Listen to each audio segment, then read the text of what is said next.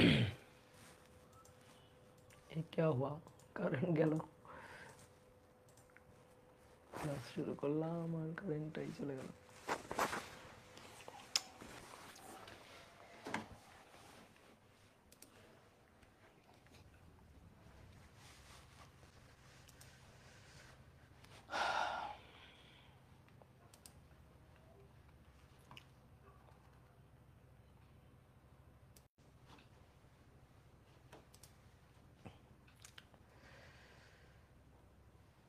রিফাত আহমেদ বলছে ভিডিও দেখা যাচ্ছে না মোবাইলটা একটু ঝাঁকুনি দাও মোবাইলটা ঝাঁকুনি দিলে দেখবা ভিডিও দেখা যাবে একেবারে ফকফকা ক্লিয়ার দেখা যাবে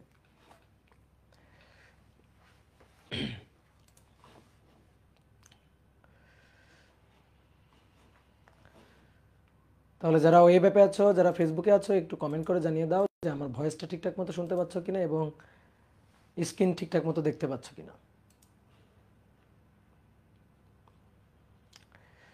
ফরহাদ আহমেদ চৌধুরী বলছে দাদা কি খবর খবর কয়টার খবর শুনবা বলো কয়টার খবর তুমি শুনতে চাও ভাই এই অধ্যায়টা কি খুব কঠিন এই অধ্যায়টা খুব সহজ এই অধ্যায়টা সবচেয়ে সহজ ফার্স্ট পার্টের সবচেয়ে সহজ চ্যাপ্টারগুলোর মধ্যে একটা চ্যাপ্টার এটা দাদা কেমন আছেন দাদা খুব ভালো আছে শুভ দাস অল ক্লিয়ার নাইমা হোসেন নুহা বলছে হ্যালো দাদা হ্যালো এইস জাবের বলছে দাদা বিগ ফ্যান ওকে বড় ফ্যান ঠিক আছে ভাই সাউন্ড কম না আমি আস্তে আস্তে কথা বলছি তো তাই সাউন্ড কম দাদা ডিআরএমসি আপনার কলেজ আসবেন না হ্যাঁ যাবো একদিন ট্যুর দিতে যাব কলেজ ট্যুর দিতে যাব সেদিন তোমাদের জানাই যাব তোমাদের আগে থেকে জানাবো যে আমি কলেজে যাচ্ছি ট্যুর দিতে তোমরা চলে আসবে ওকে সাউন্ড ক্লিয়ার না সাউন্ড আমি একটু আস্তে আস্তে কথা বলছিলাম তাই সাউন্ড একটু কম শোনা যাচ্ছিল এখন আশা করি ঠিকঠাক শোনা যাচ্ছে তাই না ওকে তাহলে চলো চলো চলো শুরু করি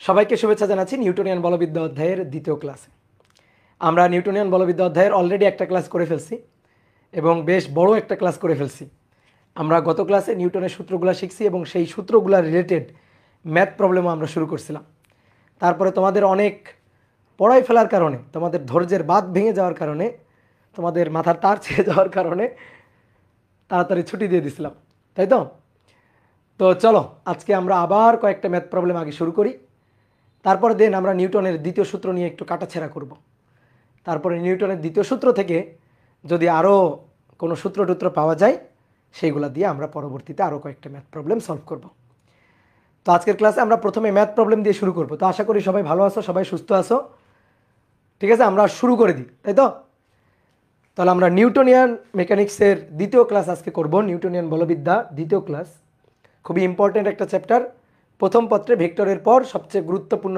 চ্যাপ্টার হচ্ছে এটা যারা ভেক্টর করো নাই অনেকে গ্রুপে ডিসকাশন গ্রুপে অনেকে পোস্ট দিছো যে আমরা যখন গত ক্লাসে লব্ধি বল বের করলাম তখন লব্ধি বলের সূত্র F equal to root over f1 square plus f2 square plus 2 into f1 f2 cos alpha এই সূত্রটা কীভাবে আসলো অনেকে বুঝো নাই ভাই সূত্রটা কোত্থেকে আসলো অনেকে ওইটুকু মার্ক করে ডিসকাশন গ্রুপে পোস্ট দিছো তো তোমাদের জন্য কিন্তু অলরেডি মায়ের ফরজ হয়ে গেছে ঠিক আছে তোমাদের জন্য অলরেডি মায়ের কিন্তু ফরজ হয়ে গেছে তাড়াতাড়ি ভেক্টর অধ্যায় আগে কমপ্লিট করো ভেক্টর অধ্যায় কমপ্লিট করো দরকারে তোমরা ইউটিউবে ফ্রি প্লেলিস্ট থেকেও করতে পারো আর কারো যদি মনে করো আরও প্রিমিয়াম কন্টেন্ট দরকার হয় তাহলে সাইকেল 1 এনরোল করে তারপরে তুমি করতে পারো তবে আগে ভেক্টর অধ্যায়টা শেষ করতে হবে দেন নিউটনিয়ান বলবিদ্যা অধ্যায় ভেক্টর অধ্যায় না পড়ে নিউটনিয়ান বলবিদ্যা অধ্যায় পড়া যাবে না তাহলে কিন্তু হজমের পরিবর্তে বদহজম হবে তোমার কাছে ফিজিক্স কিন্তু কঠিন লাগবে কি কথা বুঝছো ক্লিয়ার ওকে তাহলে শুরু করি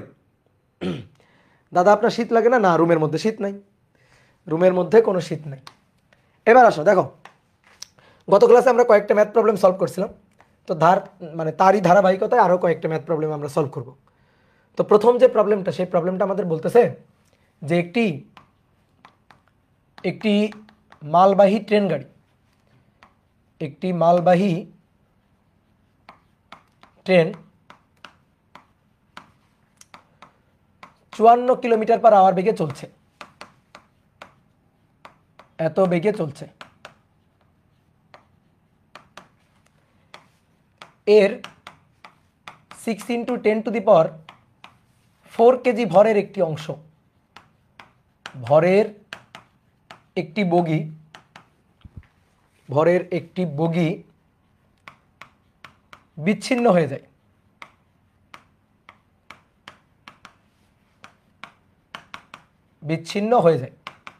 ইঞ্জিন থেকে ধরো বগিটা বিচ্ছিন্ন হয়ে গেছে এবং বিচ্ছিন্ন বগিটি 3 মিনিট পর স্থির অবস্থায় আসে। বিচ্ছিন্ন বগিটি 3 মিনিট পর স্থির হয়। তা আমাদের প্রশ্ন করছে দুটো প্রশ্ন, যে প্রথম কোশ্চেনটা হচ্ছে, 1 নম্বর কোশ্চেনটা হচ্ছে বিচ্ছিন্ন অংশের উপর প্রযুক্ত বল, বিচ্ছিন্ন অংশের উপর প্রযুক্ত বল, এবং 2 নম্বর কোশ্চেনটা হচ্ছে বিচ্ছিন্ন অংশ থামার মুহূর্তে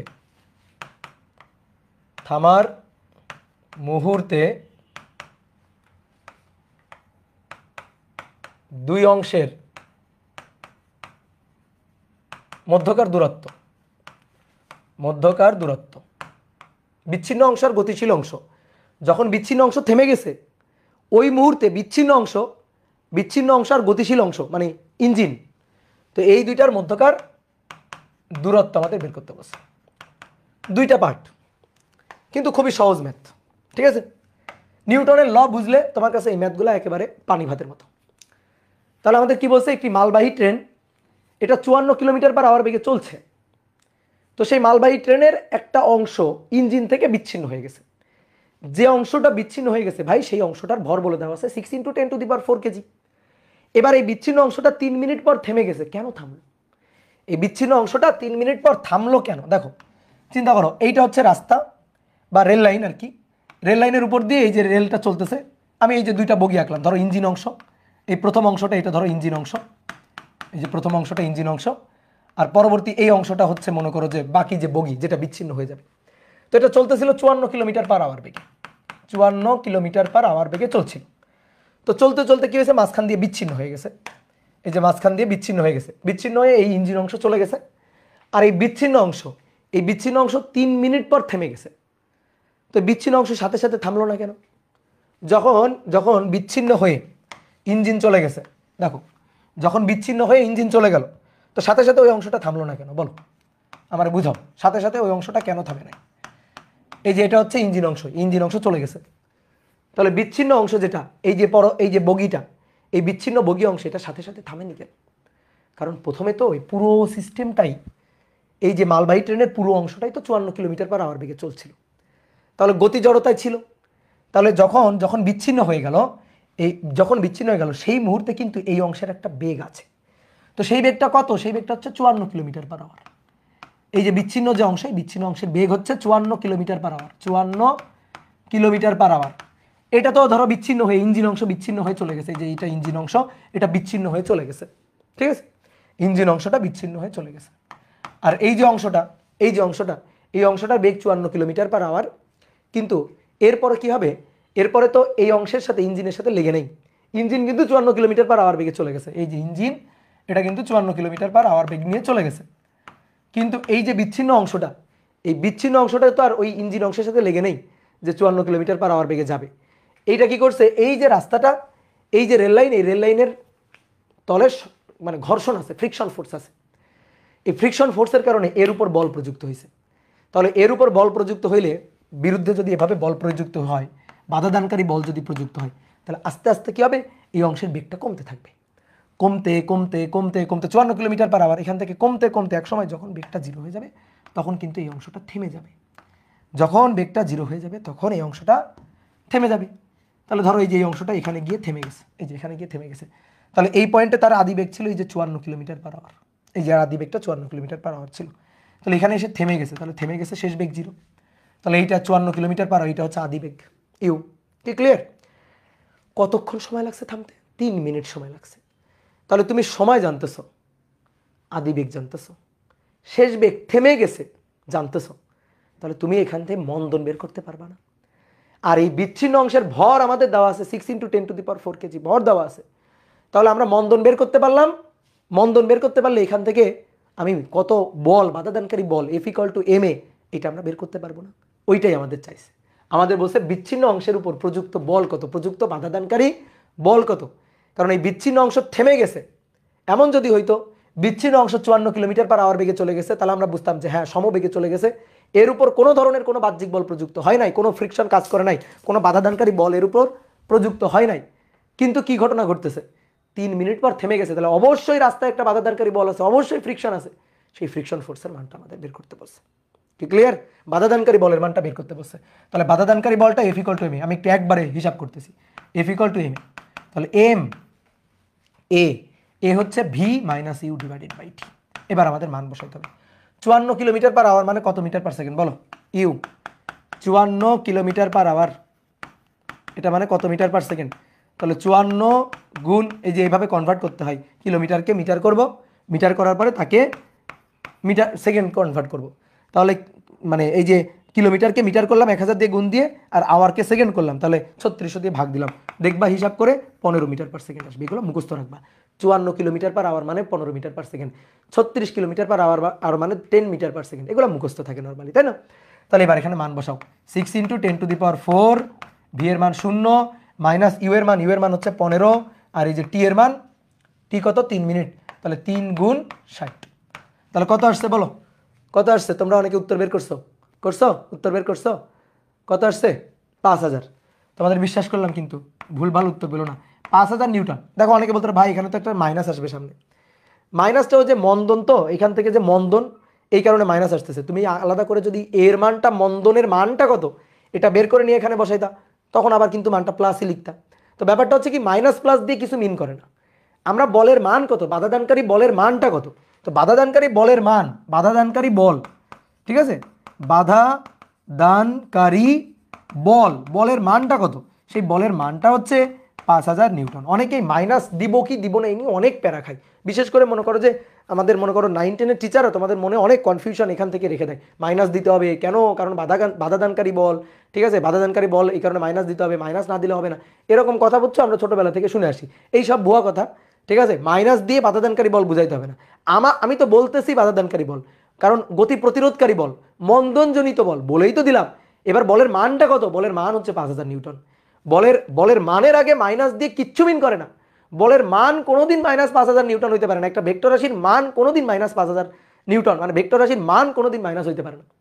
যে কোনো ভেক্টর রাশির মান কত? মান এত, মানের কোনো মাইনাস বা প্লাস নেই, বুঝলা? মানের কোনো মাইনাস বা প্লাস নেই। তাহলে মাইনাস দিব কি দিব না এইসব নিয়ে প্যারা খাবা না, কনসেপ্টের উপর জোর দিবা, ঠিক আছে। বাহুল্যতা, এই বাহুল্য দোষ এইগুলা মনে করো পরিহার করবা, ঠিক আছে।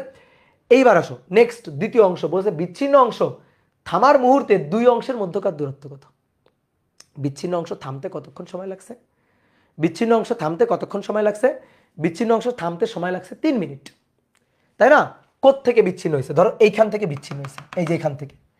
তাহলে বিচ্ছিন্ন অংশ যে দূরত্বটা অতিক্রম করছে, এই যে এখান থেকে এখানে গিয়ে থামছে। তাহলে বিচ্ছিন্ন অংশটা যে দূরত্ব অতিক্রম করছে সেই দূরত্ব হচ্ছে এইটা। এই দূরত্বটাকে আমি বললাম S1। তখন ওই যে ইঞ্জিন অংশ ওটা কি বসে আছে? ওটা তো 54 কিলোমিটার/আওয়ার বেগে চলে গেছে। তাহলে 54 কিলোমিটার/আওয়ার বেগে এইখান থেকে সে কত দূরত্ব অতিক্রম করছে? এইটা। তাহলে এইটা হচ্ছে S2 বললাম। এই যে 54 কিলোমিটার/আওয়ার বেগে এই যে ইঞ্জিন অংশ চলে গেল, S2 দূরত্ব অতিক্রম করলো। এটা কেমন ভাবে অতিক্রম করছে? সমবেগে অতিক্রম করছে। কিভাবে অতিক্রম করছে? সমবেগে। কারণ ওটা তো 54 কিলোমিটার/আওয়ার বেগে চলছিল, ওখানে তো কোনো ত্বরণ বন্ধন নেই। তাহলে ওটা সমবেগে অতিক্রান্ত দূরত্ব S=VT আমরা বের করতে পারবো না। তাহলে S=VT, S2=VT, 54 কিলোমিটার/আওয়ার, টি 3 মিনিট বের করবা। এবার 3 মিনিটে এর অতিক্রান্ত দূরত্ব, এই বিচ্ছিন্ন অংশের অতিক্রান্ত দূরত্ব কত? তাহলে এর জন্য S বের করবা, কিন্তু এটা তো মন্দনের কারণে অতিক্রান্ত দূরত্ব, তাহলে S1 হবে UT - ½ AT², বুঝলা? তাহলে এবার দুটো দূরত্ব বের করে তারপরে তাদের মধ্যকার দূরত্ব, একটু চিত্র থেকে দেখো তো তাদের মধ্যকার দূরত্ব কত। এই যে এই বিচ্ছিন্ন অংশ আর ইঞ্জিন অংশের মধ্যকার দূরত্ব কত ডেল এস, তাহলে সেটা হবে S2 মাইনাস S1, সেটা হবে S2 মাইনাস S1। তাহলে আসো হিসাব করি, তাহলে S2 এটা হচ্ছে ভিটি, তাহলে ভি হচ্ছে 54 কিলোমিটার পার আওয়ার, সেটাকে 15 মিটার পার সেকেন্ড করবো, 3 মিনিট মানে হচ্ছে 3 গুণ 60 সেকেন্ড মানে 180 সেকেন্ড, ঠিক আছে। তাহলে এই যে অতিক্রান্ত দূরত্বটা এটা হচ্ছে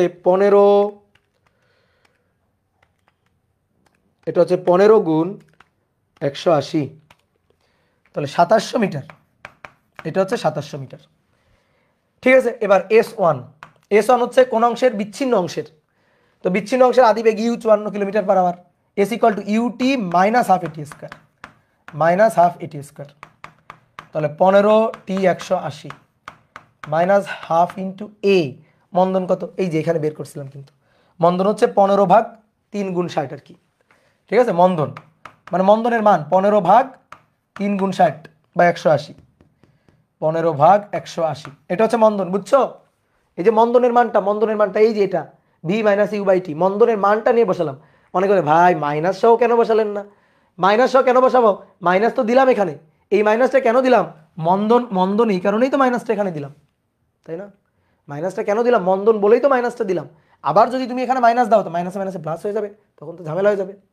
এবার টি স্কোয়ার, টি তো কত, টি হচ্ছে 180 সেকেন্ড 3 মিনিট, তাহলে 180 তার স্কোয়ার, কি ক্লিয়ার।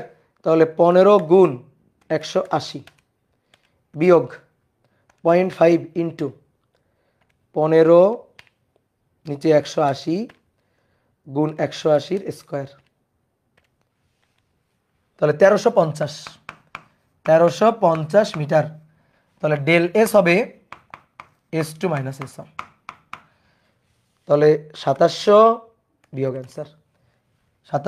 অ্যান্সার, তাহলে 1350, এটাও হয়েছে 1350 মিটার, কি তাই না।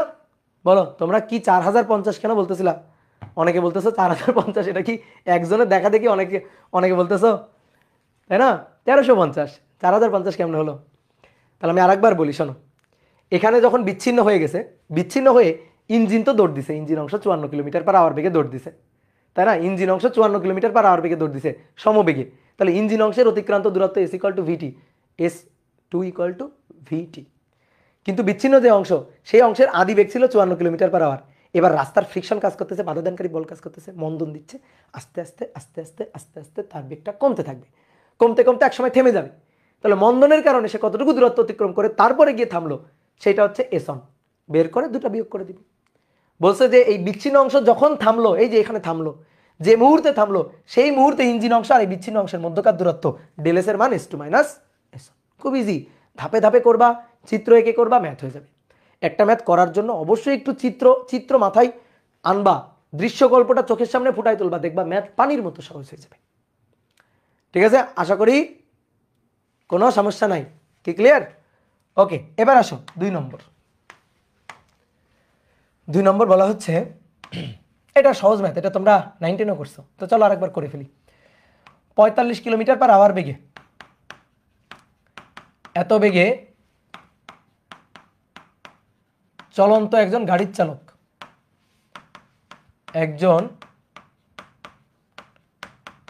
চালক 26 মিটার সামনে একজন বালককে দেখতে পেয়ে ব্রেক চাপলো, একজন বালককে দেখতে পেয়ে ব্রেক দিল, ফলে বালকের 1 মিটার সামনে গিয়ে থামলো, বালকের 1 মিটার সামনে গিয়ে থামলো, চালক সহ গাড়ির ভর 1000 কেজি, চালক সমেত গাড়ির ভর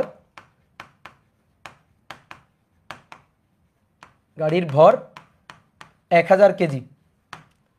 তাহলে কি পরিমাণ বল প্রযুক্ত করছে, প্রযুক্ত বল গাড়ির উপর প্রযুক্ত ব্রেকজনিত বল, বাধাজনিত বল কত বের করতে হবে। ঠিক আছে, ব্রেকজনিত বল বের করতে হবে। ঠিক আছে, একজন বলছে S1 মাইনাস S2 কেন হবে, আমি এটারই S1 ধরছি আর এটারই S2 ধরছি, তো S2 মাইনাস S1 হবে। 45 কিলোমিটার পার আওয়ার বেগে চলন্ত একজন গাড়ির চালক, সে কি করছে, 26 মিটার দূরে একজন বালককে দেখতে পাইছে। তাহলে আসো, এই যে বালক দাঁড়ানো, এইটা একজন গাড়ি চালক, এই যে গাড়ির চালক, সে 26 মিটার দূরে দেখছে। তাহলে গাড়ি থেকে এই দূরত্বটা 26 মিটার, এই দূরত্বটা 26 মিটার। এবার 26 মিটার দূরে বালককে দেখে ব্রেক চাপ দিছে, সাথে সাথে ব্রেক চাপ দিছে। তো ব্রেক চাপ দিলে কি হবে, গাড়ির বেগটা কমে যাবে না? ব্রেক চাপ দিলে গাড়ির বেগটা কমে যাবে। তাহলে গাড়ির বেগটা কমবে কমবে কমবে কমবে, একসময় গিয়ে থামছে। তাহলে V0 হয়ে গেল। আদি বেগ ছিল হচ্ছে কত, 45 কিলোমিটার পার আওয়ার। এই 45 কিলোমিটার পার আওয়ারকে একজন একটু মিটার পার সেকেন্ড করে দাও তাড়াতাড়ি। 45 কিলোমিটার পার আওয়ারকে মিটার পার সেকেন্ড করে দাও দ্রুত। 12.5, yes good, 12.5 metre per second, good, thank you. তাহলে এটা আদি বেগ, শেষ বেগ 0, কিন্তু কত কত কত দূরত্বে গিয়ে থামছে, বালকের 1 মিটার সামনে গিয়ে থামছে। এই যে দূরত্বটা, এই দূরত্বটা 1 মিটার, বালকের 1 মিটার দূরে গিয়ে থামছে, এই দূরত্বটা 1 মিটার। তাহলে গাড়ির অতিক্রান্ত দূরত্ব এস কত, এস হচ্ছে 25 মিটার। 25 কেমনে বের করলাম, এটা কি আর বলতে হবে তোমারে, বলো। এস এর মান 25 মিটার, শেষ, এইটুকুই কাহিনী, এইটুকুই হচ্ছে টুইস্ট। ঠিক আছে, এটা এই ইন্টারমিডিয়েটের ম্যাথ না, এটা বাচ্চাকালের ম্যাথ, এটা 9-10-এর ম্যাথ, 9-10-এ করছে এই ম্যাথ। এবার কি পরিমাণ তাহলে বল প্রযুক্ত করা হয়েছে, তাহলে F = ma, এ বের করো, আদি বেগ এটা, শেষ বেগ এটা। ঠিক আছে, স্মরণ দেওয়া আছে 25 মিটার, স্মরণ দেওয়া আছে। তাহলে এ বের করো যে কি পরিমাণ মন্দনের উপর কাজ করা হয়েছে, গাড়ির উপর কি পরিমাণ ব্রেক জনিত মন্দন দেওয়া হয়েছে, সেটা বের করি। তাহলে কোন সূত্র, ভি জানি, ইউ জানি, এস জানি, কোন সূত্র এ বের করার জন্য, v² = u² - 2s হয়ে গেল। কেন মাইনাস দিলাম, কারণ মন্দন থামছে, মন্দন, তাই মাইনাস দিলাম। ঠিক আছে, বুঝে বুঝে সূত্রগুলো লিখতে হবে। 12.5, সরি, বি এর মান তো 0, আদি বেগ 12.5, তার বর্গ -2 into a into S, S এর মান 25 মিটার। তাহলে অতএব মন্দন এ 12.5 তার স্কোয়ার, 12.5 তার স্কোয়ার ডিভাইডেড বাই 2 ইন্টু 25, 3.125 এত মিটার পার সেকেন্ড স্কোয়ার। বুঝলা? ওকে, গুড, ভেরি গুড। কি পরিমাণ বল প্রযুক্ত করা হয়েছে, F = ma, ব্রেক জনিত বল 1000 কেজি, চালক সহ গাড়ির ভর, তাহলে 1000 গুণ a এর মান 3.125। বলো বলো, উত্তর বলো। ঠিক আছে, তাহলে 3125 এত নিউটন, এত নিউটন, শেষ। তাহলে এই পরিমাণ ব্রেক জনিত বল গাড়ির উপর ক্রিয়া করছে। বুঝলা? খুবই সহজ না ম্যাথ? বলো আকিব মাহমুদ, বুঝছো কিনা? এবার আসো নেক্সট আর একটা ম্যাথ। বলা হচ্ছে 50 গ্রাম ভরের একটি বুলেট,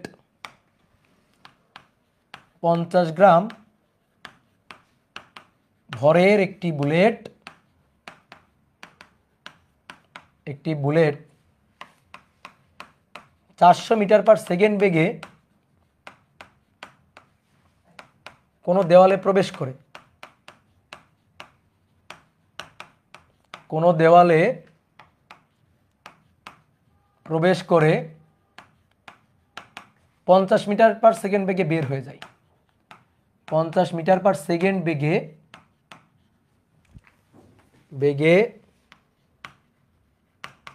বের হয়ে যায়, 50 মিটার পার সেকেন্ড বেগে বের হয়ে যায়। দেওয়ালের বাধাদানকারী বল, বুলেটের উপর দেওয়ালের বাধাদানকারী বল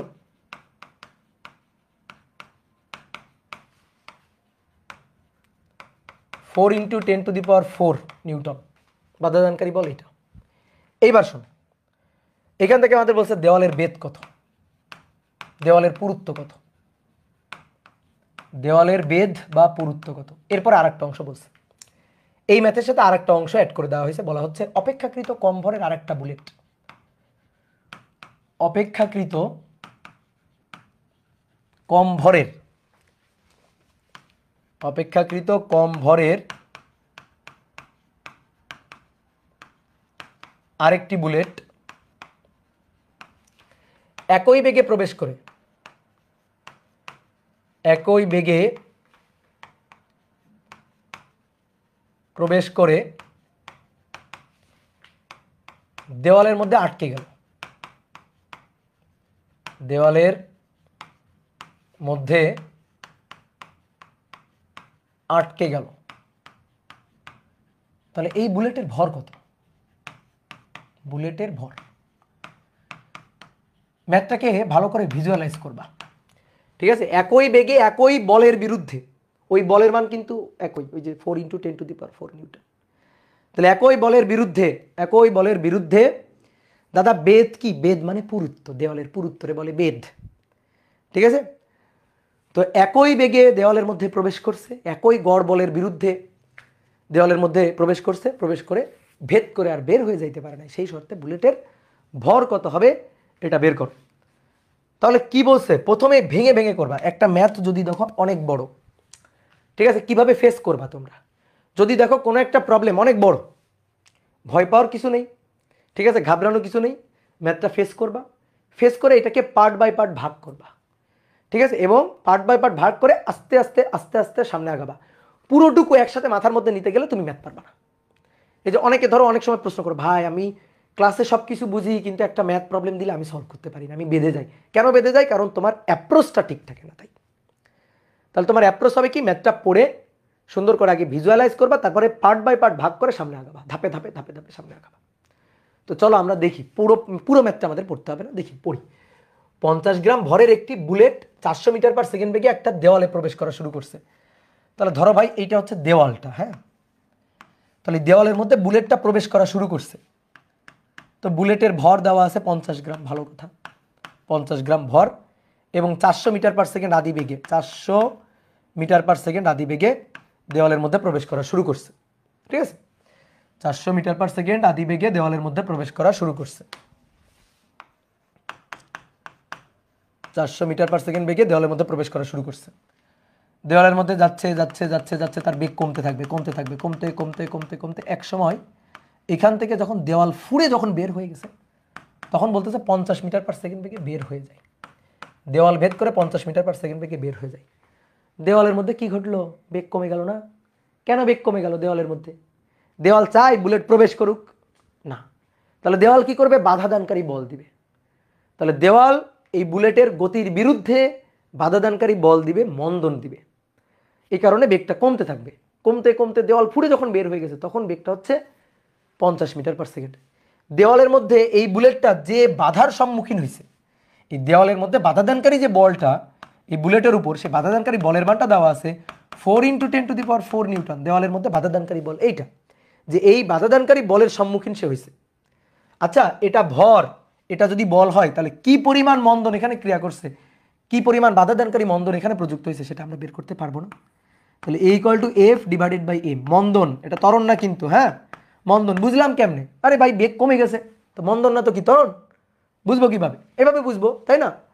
তাহলে A = F/m। তো এফ এর মান হচ্ছে 4 × 10⁴, আর এম হচ্ছে 50 গ্রাম, তাহলে 50 × 10⁻³ তাহলে এ এর মান 4 exponential function 4 divided by 50 exponential function -3।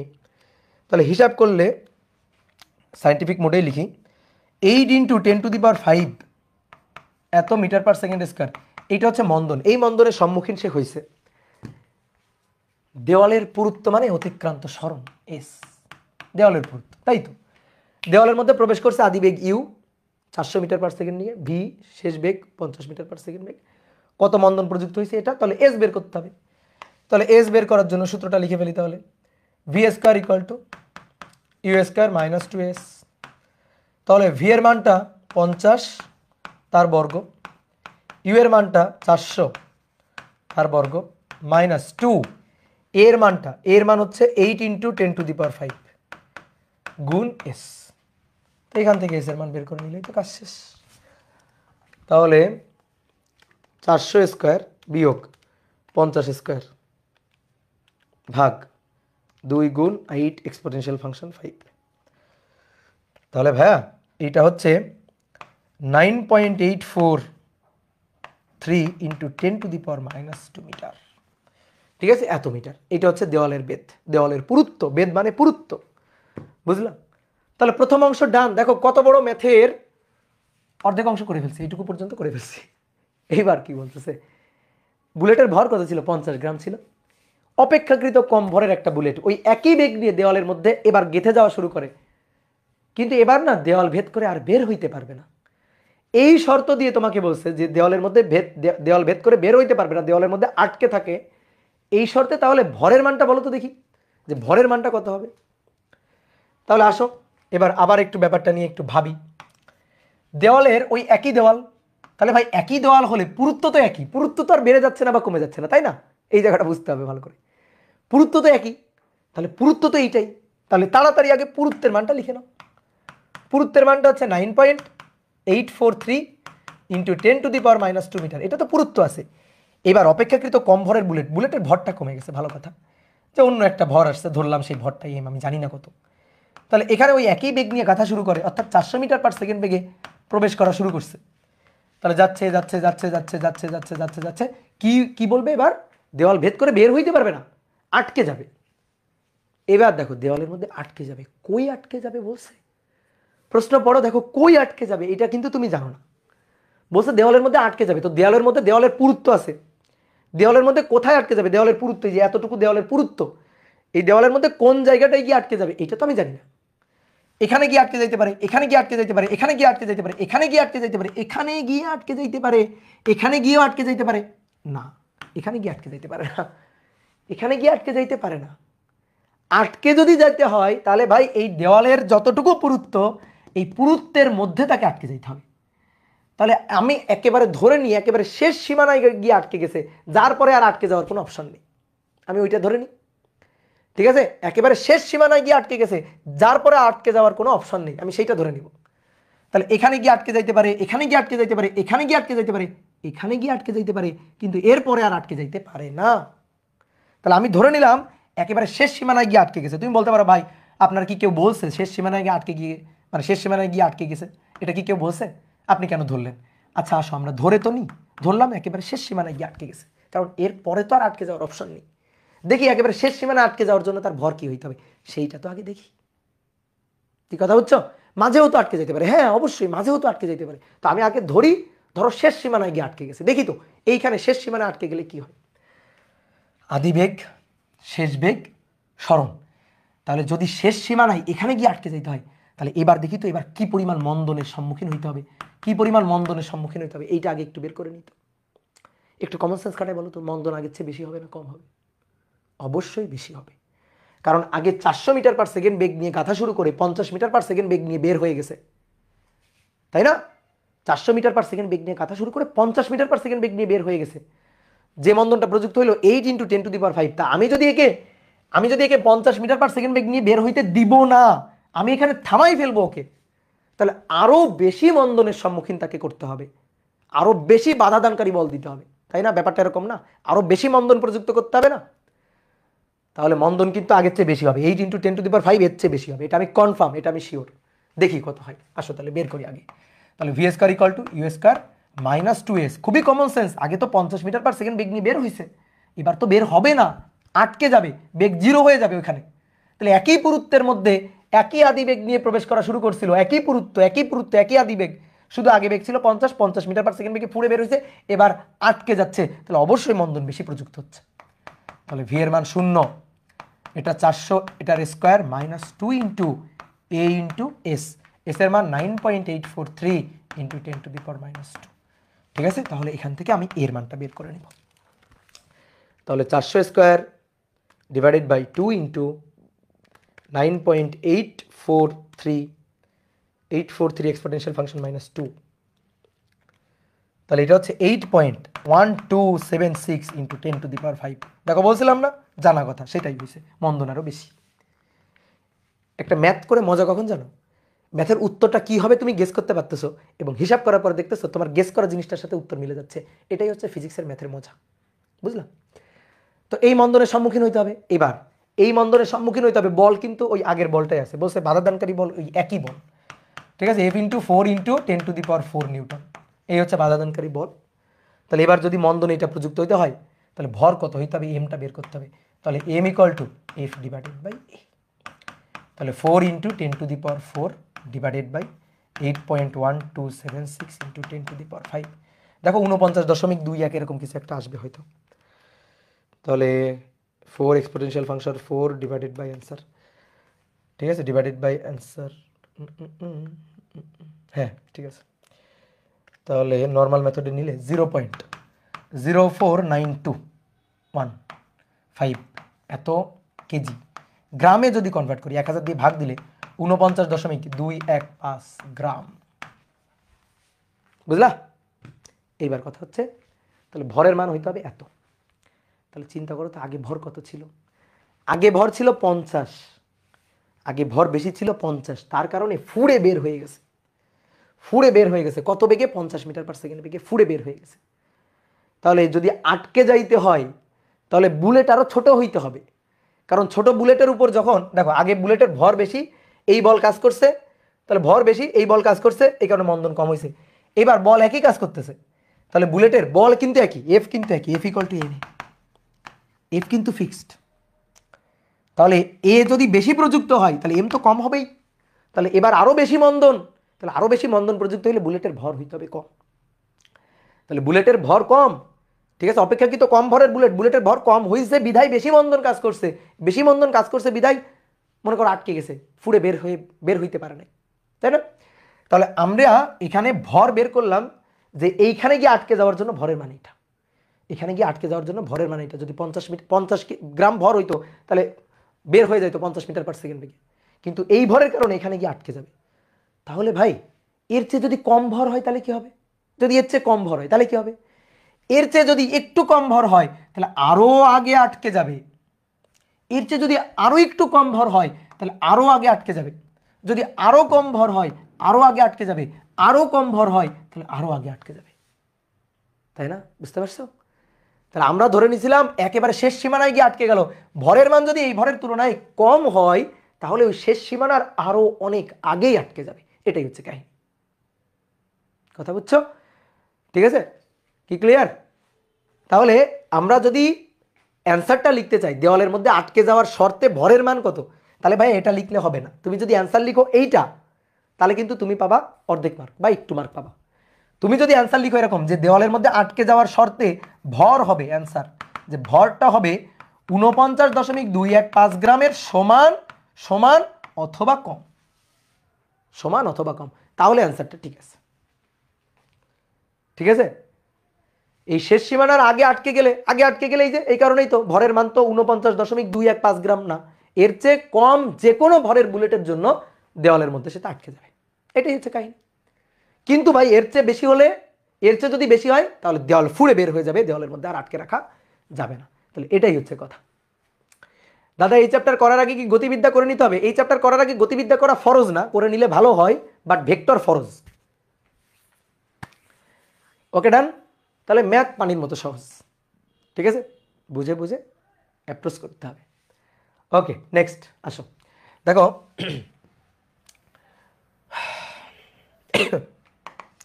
বলা হচ্ছে 2 কেজি ভরের একটি বস্তু, 2 কেজি ভরের একটি বস্তু। এবার আমরা একটা মানে ত্রিমাত্রিক দ্বিমাত্রিক ক্ষেত্রগুলো দেখবো, বুঝছো? এতক্ষণ আমরা একমাত্রিক আলোচনা করছি, ওই 9 10 আলোচনা, এবার একটু ইন্টারমিডিয়েট আলোচনা। 2 কেজি ভরের একটি বস্তু 4 মিটার পার সেকেন্ড বেগে পূর্ব দিকে চলছে, এত বেগে পূর্ব দিকে চলছে, পূর্ব দিকে চলছে 4 মিটার পার সেকেন্ড বেগে। এর উপর উত্তর দিক বরাবর,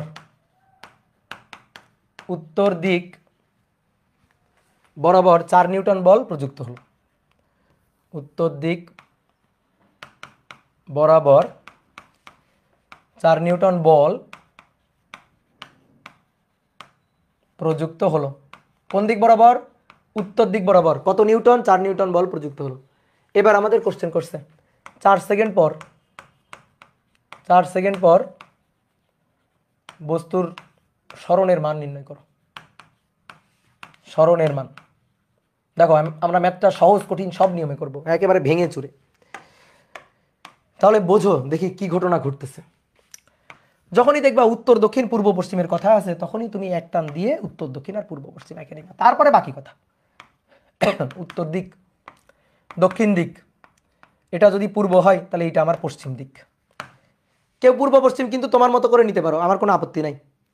বুঝতে পারছো? ঠিক আছে।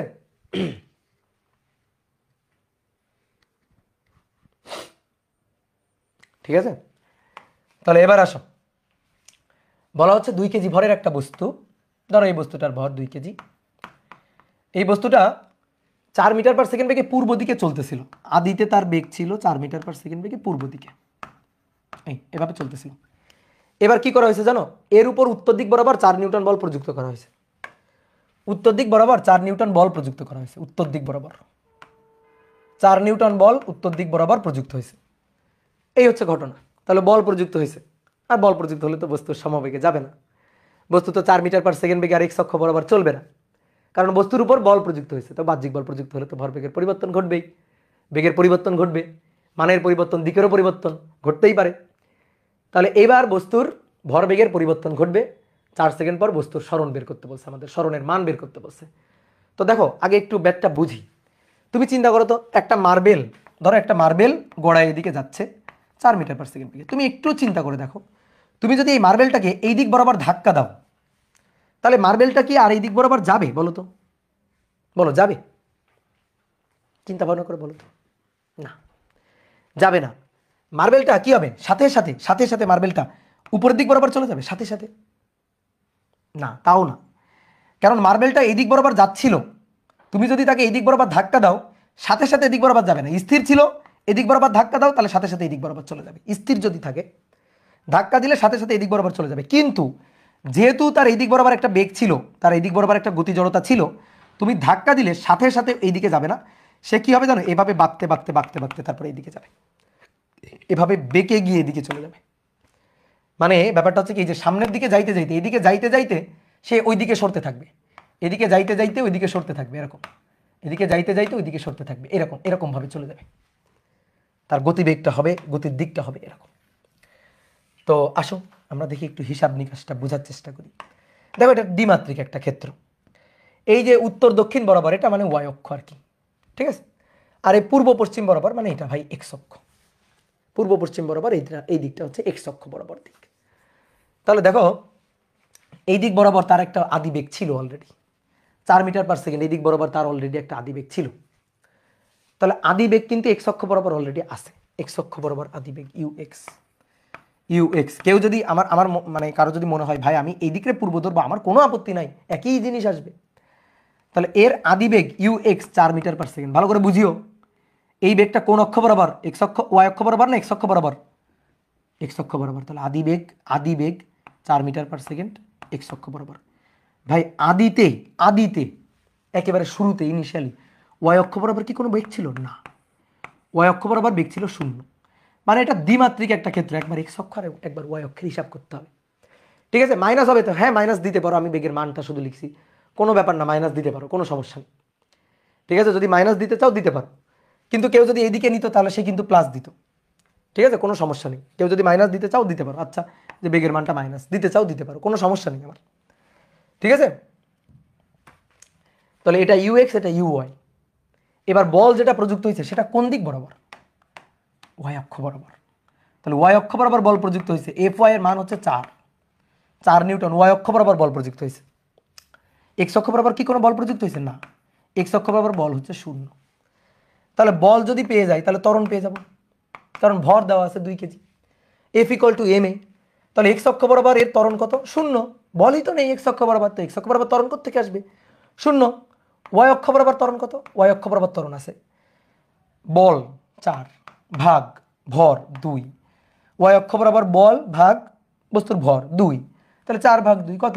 2, 2 মিটার পার সেকেন্ড স্কয়ার। এটা হচ্ছে ত্বরণ। ঠিক আছে, এটা হচ্ছে ত্বরণ। আমরা কি বের করতে চাই? সরণ বের করতে চাই, সরণ বের করতে চাই। দেখো এক্স অক্ষ বরাবর কোনো বল প্রযুক্ত হয়নি, এক্স অক্ষ বরাবর বস্তু বল প্রযুক্ত হয়নি বিধায় ত্বরণ 0 বিধায় এক্স অক্ষ বরাবর তার গতি কিন্তু সমবেগের গতি। কিন্তু ওয়াই অক্ষ বরাবর বল প্রযুক্ত হয়েছে, ত্বরণ আছে, তাহলে ওয়াই অক্ষ বরাবর কিন্তু বস্তুর গতি সমবেগ না। বস্তু কিন্তু ওয়াই অক্ষ বরাবর 2 মিটার পার সেকেন্ড স্কয়ার ত্বরণ নিয়ে চলছে। তাহলে ভাই এক্স অক্ষ বরাবর তুমি সমবেগের সূত্র খাটাবা, S equal to VT, X equal to VT. আর ওয়াই অক্ষ বরাবর তুমি ত্বরণ নিয়ে সূত্র খাটাবা। ত্বরণ নিয়ে যে সূত্র আমরা কি জানি, ওয়াই ইকুয়াল টু, ওয়াই অক্ষ বরাবর সরণটাকে ওয়াই বললাম, মানে এস, সরণ এস সেটাকে ওয়াই বললাম, তো Y equal to UT plus half AT square, এটাই। তাহলে বস্তু কিন্তু দেখো কি হবে, এই বরাবর যাইতে থাকবে, বস্তু এই বরাবর চলে যাবে। তাহলে বস্তু মনে করো একটু পরে এখানে পৌঁছাইছে, কত সেকেন্ড পরে, ওই যে 4 সেকেন্ড পরে, টি 4 সেকেন্ড। তাহলে টি 4 সেকেন্ডে বস্তু এখানে পৌঁছাইছে। দেখো এখানে পৌঁছাইলে তার 2টা অক্ষ বরাবর সরণটা ভালো করে বোঝো, তার যে 2টা অক্ষ বরাবর সরণ সেটা ভালো করে বোঝো। একটা সরণ হচ্ছে এইটা, এইটা হচ্ছে তার এক্স অক্ষ বরাবর সরণ। দেখো এক্স অক্ষ বরাবর সে এখান থেকে এই পর্যন্ত আগাইছে, তাহলে এইটা হচ্ছে তার এক্স অক্ষ বরাবর সরণ এক্স। আর এখান থেকে এইটুকু সে ওয়াই অক্ষ বরাবর পর্যন্ত উঠে গেছে, বা এখান থেকে এইটুকু ওয়াই অক্ষ বরাবর পর্যন্ত উঠে গেছে। তাহলে এক্স অক্ষ বরাবর সরণ হচ্ছে এক্স এইটা, আর ওয়াই অক্ষ বরাবর সরণ হচ্ছে ওয়াই এইটা। কি ক্লিয়ার? এটা হচ্ছে এক্স অক্ষ বরাবর তার সরণ, মানে এখান থেকে এক্স অক্ষ বরাবর সে এতটুকু গেছে, আর ওয়াই অক্ষ বরাবর এতটুকু উপরে উঠে গেছে। তাহলে একটা এক্স আর ওয়াই এইটাই আমাদের বের করতে হবে, এক্স অক্ষ বরাবর সরণ আর ওয়াই অক্ষ বরাবর সরণ বের করতে হবে। তাহলে এক্স অক্ষের হিসাব, তাহলে এক্স অক্ষে তো ভাই সমবেগীয় হিসাব, তাহলে এস ইকুয়াল টু ভিটি বা X equal to UT just UT. তাহলে আদি বেগের মান কত, এই যে 4, ঠিক আছে, 4 ইন্টু টি এর মান 4, তাহলে 4 4 16, এক্স হচ্ছে 4 মিটার, মানে সরি 16 মিটার। এটা এক্স অক্ষ বরাবর। ডান? বলো বুঝছো কিনা, বলো কারো কোনো কনফিউশন থাকলে বলো, কোনো কনফিউশন আছে বলো, সহজ জিনিস। এক্স অক্ষ বরাবর, এক্স অক্ষ বরাবর দেখো কোনো ত্বরণ নাই, কোনো বল নাই, এক্স অক্ষ বরাবর, তাহলে ভাই সমবেগ এস ইকুয়াল টু ভিটির সূত্র, সেটাই অ্যাপ্লাই করছি। কিন্তু ওয়াই অক্ষ বরাবর, ওয়াই অক্ষ বরাবর 16√3 কোথায় হবে, 16√5 হবে ভাইয়া, 16√2, √2 হবে, √2 কোথায় হবে, হ্যাঁ, এস ইকুয়াল টু ভিটি, কোথায় √2 হবে অ্যান্সার? ও আচ্ছা, পরবর্তী অ্যান্সার। আচ্ছা দাঁড়াও একটু থামো, আমি ছোট মানুষ, আমি একটু কম পারি, ঠিক আছে, তোমরা এত এত উতলা হইলে হবে, তাই না? আমার একটু সময় দাও, আমি ভাবতেছি কোত্থেকে আবার -16 নিলে কোনো সমস্যা নেই, -16 নিতে পারো, গুড। একজন বলছে ভাই -16 হবে না, হ্যাঁ কোনো সমস্যা নেই, তুমি তো, আমি বললামই তো, এখানে যদি মাইনাস দাও, যেহেতু এটা এক্স অক্ষের ঋণাত্মক দিক, মাইনাস দিতে পারো, তাহলে মাইনাস দিলে এখানে মাইনাস দিবা, কোনো সমস্যা নেই, মাইনাস না দিলেও হবে, কোনো সমস্যা নেই। তাহলে এটা হচ্ছে এক্স, এবার ওয়াই অক্ষ বরাবর, তাহলে ওয়াই অক্ষে সরণ, ওয়াই অক্ষে সরণ ওয়াই, এই যেটা Y, Y equal to UT minus half এটি স্কোয়ার। এটা কোন অক্ষের, ওয়াই অক্ষের, সরি মাইনাস না প্লাস, কারণ ত্বরণ প্রযুক্ত হয়েছে, মন্দন না ত্বরণ। তাহলে ওয়াই অক্ষে ইউ এর মান 0, দেখো 0 0 0, ওয়াই অক্ষে আদিবেগ দেখো 0 লিখে রাখছি আমি। হাফ এ হচ্ছে ত্বরণ, এই যে এ ওয়াই, ঠিক আছে, এই যে এটা ইউ ওয়াই, এটা এ ওয়াই, বুঝছো? তাহলে এ ওয়াই এর মান কত 2, তাহলে 2 ইন্টু টি স্কোয়ার 4 স্কোয়ার, তাহলে এই যে 2 2 কাটাকাটি 4 4 16, এটাও 16 মিটার, বাহ সুন্দর। তাহলে সরণ এটা দেখো, চিন্তা করো, এটা 16 মিটার, এটা 16 মিটার, আলটিমেট সরণ কোনটুকু? আদি বিন্দু শেষ বিন্দুর লম্বালম্বী সরল রৈখিক দূরত্ব, আদি বিন্দু ও শেষ বিন্দুর লম্বালম্বী সরল রৈখিক দূরত্ব, এই যে এইটা হচ্ছে সরণ, এইটা হচ্ছে এস, তাহলে এইটুকু হচ্ছে এক্স, এইটুকু হচ্ছে ওয়াই, এইটা হচ্ছে এস, ঠিক আছে। তাহলে S equal to √16 square plus 16 square, তাহলে 16√2 এত মিটার, এইটা হচ্ছে সরণ, বুঝলা? এইবার শোনো, দেখো ভেক্টরের লব্ধি, হ্যাঁ সরণের ভেক্টরের লব্ধি বের করছি, যেটা এক্স আর এটা ওয়াই, তার মানে এইটা এক্স এইটা ওয়াই, লব্ধি সরণটা বের করছি। এইবার শোনো, দেখো এইভাবে তো ম্যাথ করছো ঠিক আছে, কিন্তু দেখো আমি চিত্র না এঁকেও এই ম্যাথটা করে ফেলতে পারতাম, কোনো চিত্র কিচ্ছু আঁকবো না, জাস্ট হিসাব করবো, হিসাব করে ম্যাথটা করে ফেলবো। এর জন্য যেটা লাগবে সেটা হচ্ছে ভেক্টর অধ্যায়ের জ্ঞান লাগবে। আমি ভেক্টর ফরম্যাটে পুরো ম্যাথটা করব।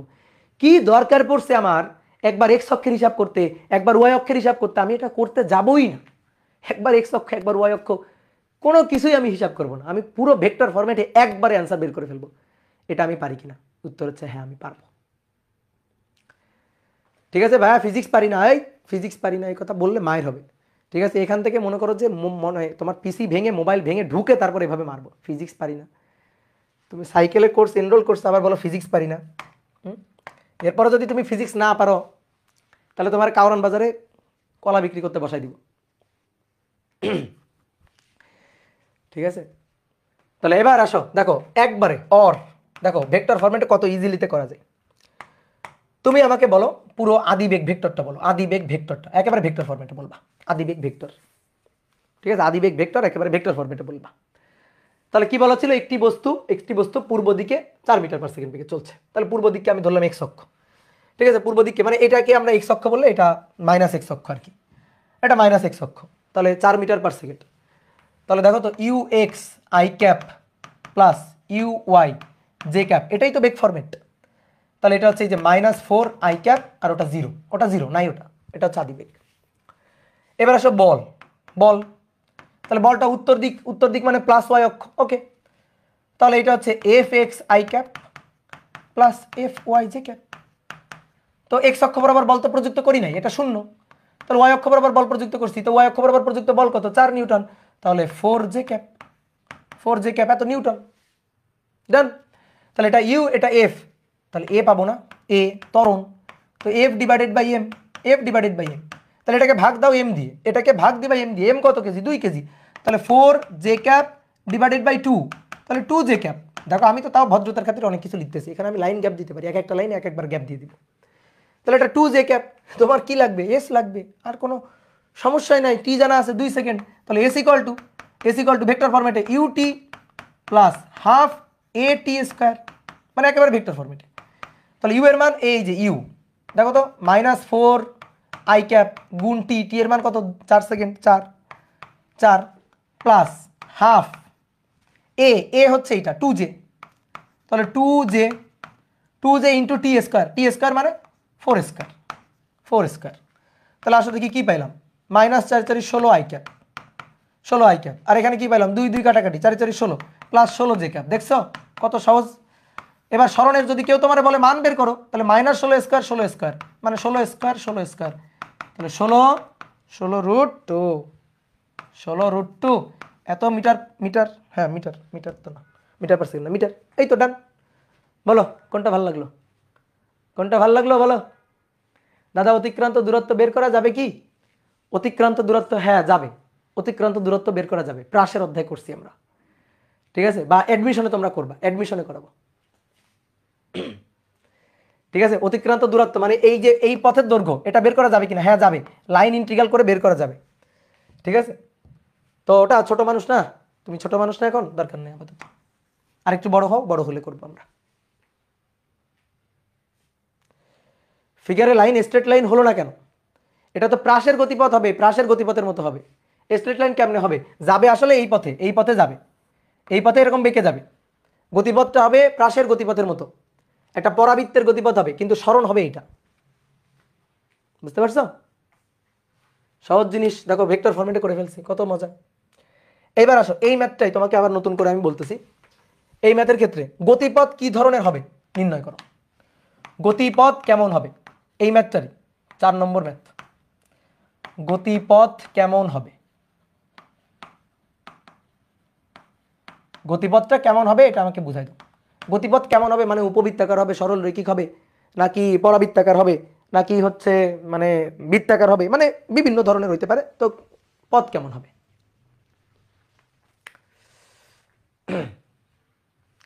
আমরা ইন্টিগ্রেশন ইউজ করলাম না কেন, ইন্টিগ্রেশন যদি না লাগে, তুমি কি মনে করো ডাকে আনবা, ইন্টিগ্রেশন যদি না লাগে, একদম বলছে ইন্টিগ্রেশন ইউজ করলাম না কেন, এই পাগল, ইন্টিগ্রেশন কেন করবো, ইন্টিগ্রেশন লাগতেছে, আবার ইন্টিগ্রেশন কোনো কাজে লাগতেছে, তো ইন্টিগ্রেশন যখন লাগবে তখন করব। ঠিক আছে, তো এইটা একটা পরাবৃত্ত হবে। এবার কেমনে পরাবৃত্ত হবে তুমি দেখো, যে এটা পরাবৃত্ত কেমনে হয়। তুমি দেখো তো ব্যাপারটা কি ছিল, এরকম ছিল না যে এই যে বস্তুটা, এই বস্তুটা আদিবেগ নিয়ে যাচ্ছে, এই বস্তুটা এই বরাবর আদিবেগ নিয়ে যাচ্ছে, তাহলে এই বরাবর তার আদিবেগ ইউ এক্স আর কি, এক্স অক্ষ বরাবর আদিবেগ, বল প্রযুক্ত হয়েছে এই বরাবর, এর উপর ধাক্কা দেওয়া হয়েছে, এই পরিমাণ বল প্রযুক্ত করা হয়েছে ওয়াই অক্ষ বরাবর, তাহলে ওয়াই অক্ষ বরাবর বল প্রযুক্ত করা হলে এই বস্তুটা এইভাবে যাবে। ঠিক আছে, এদিক দিয়ে আসবে না আর কি, উল্টাকে বলছি, এইভাবে চলে যাবে। ঠিক আছে, বস্তুটা এরকম ভাবে চলে যাবে, বস্তুটার গতিপথটা হবে এরকম, একটা পরাবৃত্তের গতিপথ। পরাবৃত্তটা আসলে পুরাটাও দেখতে এরকম, তা আমি শুধু ওয়ান সাইড আঁকতেছি, যেহেতু এই সাইড আঁকা হয়েছে, তাহলে এই সাইডটা আঁকতেছি, এই সাইডটাকে নাই করে দিলাম, তাহলে গতিপথটা হবে এই।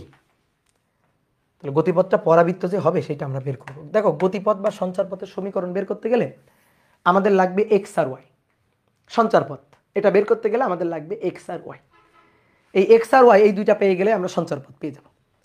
তাহলে ধরো বস্তু মনে করো কিছুক্ষণ পর এখানে পৌঁছাইছে, তাহলে ভাই এখানে পৌঁছাইলে এটা এক্স ছিল আর এটা ছিল ওয়াই। একটু আগে আমরা ম্যাথ যা করছি আর কি তাই আবার লিখতেছি, কিন্তু এবার মানগুলো আর বসাবো না। তাহলে এক্স ইকুয়াল টু দেখো তো ইউ এক্স টি না, X equal to you x T, ঠিক আছে, U x T, X equal to you x T, X অক্ষ বরাবর আদিবেগ, তো এটাকে ইউই ধরলাম, ধরো ইউই ধরলাম, এক্স অক্ষ বরাবর আদিবেগ। তাহলে অতএব এক্স ইকুয়াল টু ইউটি। আর ওয়াই ইকুয়াল টু সূত্র কি ছিল? ওয়াই ইকুয়াল টু ছিল আদিবেগ ছিল 0, হাফ এটি স্কোয়ার। দেখো তুমি আগেরটার সাথে মিলাই দেখো, এটা ছিল। এবার একটু দেখো ভালো করে দেখাও, আমাদের লাগবে সঞ্চারপথের সমীকরণ, মানে যে সমীকরণে এক্স আর ওয়াই দুটোই আছে। এখানে এক্স আছে ওয়াই নাই, এখানে ওয়াই আছে এক্স নাই। সঞ্চারপথের সমীকরণ তুমি সরল রেখা, বৃত্ত, পরাবৃত্ত যাই বলো, যেমন সরল রেখার সমীকরণ কি? Y equal to M X plus C, তাহলে Y equal to M X, M X, X আর ওয়াই আছে সঞ্চারপথের সমীকরণ। বৃত্তের সমীকরণ এক্স আর ওয়াই আছে সঞ্চারপথের সমীকরণ। তো এরকম সঞ্চারপথের সমীকরণ লাগলে আমার এক্স লাগবে, ওয়াই লাগবে। তা আমি এই সমীকরণে এক্স পাচ্ছি, ওয়াই পাচ্ছি না, আবার এখানে ওয়াই পাচ্ছি, এক্স পাচ্ছি না। তাহলে ডেকে নিয়ে আসি হাফ এ, এই যে টি স্কোয়ার, এখান থেকে বলো টি সমান সমান কত, এখান থেকে বলো টি সমান সমান কত, এক্স বাই ইউ। তাহলে টি সমান সমান এক্স ডিভাইডেড বাই ইউ তার স্কোয়ার। তাহলে ওয়াই ইকুয়াল টু হাফ, এই যে এটা এ, এই এ সমান সমান আমরা কিভাবে এটা বের করছিলাম, ত্বরণটা আমরা কিভাবে বের করছিলাম? বলকে ভর দিয়ে ভাগ দিয়ে দিছিলাম, বলকে প্রযুক্ত বলকে ভর দিয়ে ভাগ দিছিলাম। তো এই রাখি, সমস্যা নেই, এইটাই রাখি। এ এটা এক্স স্কোয়ার ইউ স্কোয়ার। এবার একটা কাজ করো, দেখো X square equal to, X square equal to 2 U square divided by A into Y, তাই না? 2 U square divided by A into Y. তাহলে এক্স স্কোয়ার, এই যে এই পুরোটুকু ধ্রুবক, ইউ এ এটা কিন্তু ধ্রুবক। তাহলে X square equal to K into Y. X এর পাওয়ার কত 2, ওয়াই এর পাওয়ার কত 1, এই কে হচ্ছে ধ্রুবক আর কি। এক্স এর পাওয়ার কত 2, ওয়াই এর পাওয়ার কত 1। যদি কোনো সমীকরণে একটার পাওয়ার 1 আর একটার পাওয়ার 2 থাকে তাহলে সেটা হয় পরাবৃত্ত। তাহলে এটা হচ্ছে একটা পরাবৃত্ত, প্রাসের গতিপথের মতো। পড়ছো না প্রাসের গতিপথ একটি পরাবৃত্ত, দেখাও যে। তাহলে এটা হবে পরাবৃত্ত, সঞ্চারপথটা হবে, এদের গতিপথটা হবে পরাবৃত্তের মতো, পরাবৃত্তাকার, পরাবৃত্তাকার। যে এদের গতিপথ কেমন হবে? পরাবৃত্তাকার হবে। ঠিক আছে, জানো তো পরাবৃত্তের ব্যাপারটা, জানো তো সবাই নাকি? দেখো তো তোমাদের একটু পরাবৃত্ত দেখাই, যারা জানো না আর কি। তোমরা কি করবা, ফোনে একটা অ্যাপ নামাই নিবা, ডেসমস গ্রাফ। ঠিক আছে, ডেসমস গ্রাফ, এই অ্যাপটা দেখবা তোমরা ফোনেও নামাইতে পারবা। এই অ্যাপটা দিয়ে যে দুনিয়ার কত কিছু করা যায়, ইভেন আমারও এঁকে ফেলতে পারবা এই অ্যাপটা দিয়ে, আমার ছবিও এঁকে ফেলতে পারবা এই অ্যাপটা দিয়ে। তাহলে দেখো এই যে আমি তোমাদের একটু পরাবৃত্ত দেখাই। ওয়াই স্কোয়ার এইটা ইকুয়াল টু 4, মানে জাস্ট 4 টোর বসানো লাগবে না, জাস্ট এক্স বসাইলেই হবে, জাস্ট এক্সটা বসাইলেই হবে, এক্স। এই দেখো পরাবৃত্ত, দেখো এই যে পরাবৃত্ত, এই যে এরকম। কারণ ভাই সঞ্চারপথটা আমরা এরকম পাইনি, আমরা তো পাইছিলাম এরকম, এরকম পাইছিলাম। তা আমাদের কি ছিল, আমাদের কার পাওয়ার ছিল, কার উপরে পাওয়ার ছিল? এক্স এর উপরে পাওয়ার ছিল আর ওয়াই এর উপরে এক্স ছিল। তা আমরা এখানে তো ওয়াই এর উপর পাওয়ার বসাইছি, আসো এক্স এর উপর পাওয়ার বসাই, X square equal to Y বসাই। এই যে ওয়াই এর পাওয়ার 1, এক্স এর পাওয়ার 2। দেখো এটাকে বন্ধ করে দিলাম। এইবার দেখো, দেখো তো সঞ্চারপথটা মিলছে, পরাবৃত্তের মতো সঞ্চারপথ মিললো, দেখছো পরাবৃত্তের মতো মিলে গেছে। দেখো এইভাবে এখান থেকে বস্তু কি হবে, এই বরাবর দৌড় দিবে, এই বরাবর দৌড় দিবে। যদি তুমি এই পাশে পূর্ব দিক ধরো তাহলে এই দিকে দৌড় দিবে, এই দিক বরাবর দৌড় দিবে। বুঝতে পারলা কি? ক্লিয়ার? আমাদের যে সমীকরণটা ছিল, যেমন আমাদের 2 ইউ স্কোয়ার, ইউ স্কোয়ারের মান কত ছিল? দেখো X square equal to 2 U square, 2 U এর মানটা কত ছিল? ইউ এর মান ছিল হচ্ছে 4, তাই না? তাহলে 4 এর বর্গ, আর এর মানটা কত ছিল দেখি, মানগুলা কই কই কই, এর মান ছিল 2 আর ইউ এর মান ছিল 4, দেখি মানগুলা একটু বসাই। এর মান ছিল 2, 2 2 কাটাকাটি গেল, 4 4 16। তাহলে X square equal to 16 Y, সমীকরণটা হচ্ছে এরকম, X square equal to 16 Y. দেখো আমি তোমার এখন মান এনে দেখা দিচ্ছি, তোমার এখানে মান এনে দেখা দেবো। X square equal to 16 Y, 16, ঠিক আছে, X square equal to 16 Y.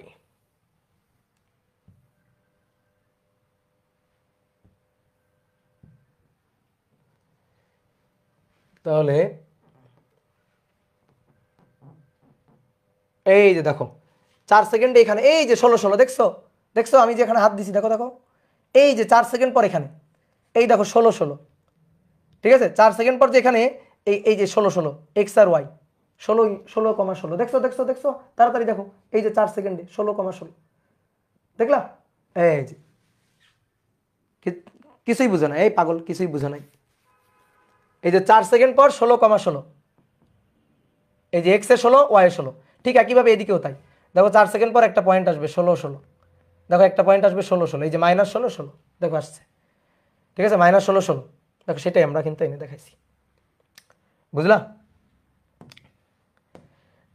Okay done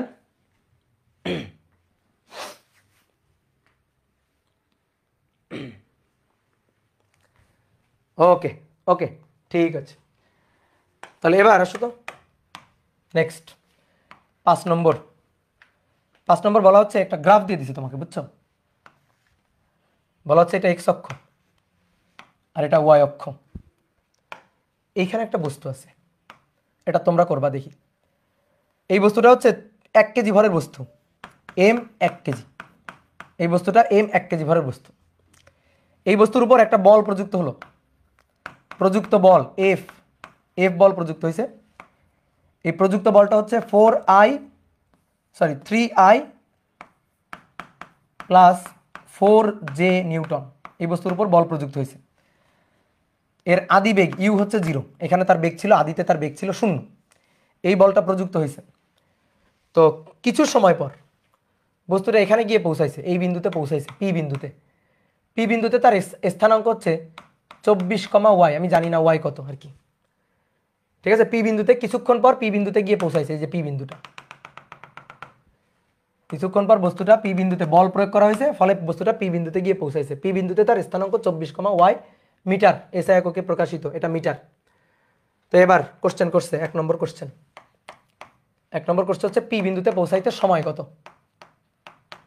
P বিন্দুতে পৌঁছাতে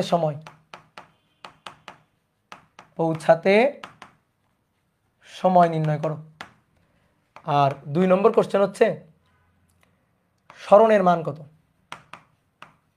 সরণের মান নির্ণয় করো পি বিন্দুতে যে পৌঁছাইলো তো সরণের মান নির্ণয় করো আর 3 নম্বর হচ্ছে পি বিন্দুতে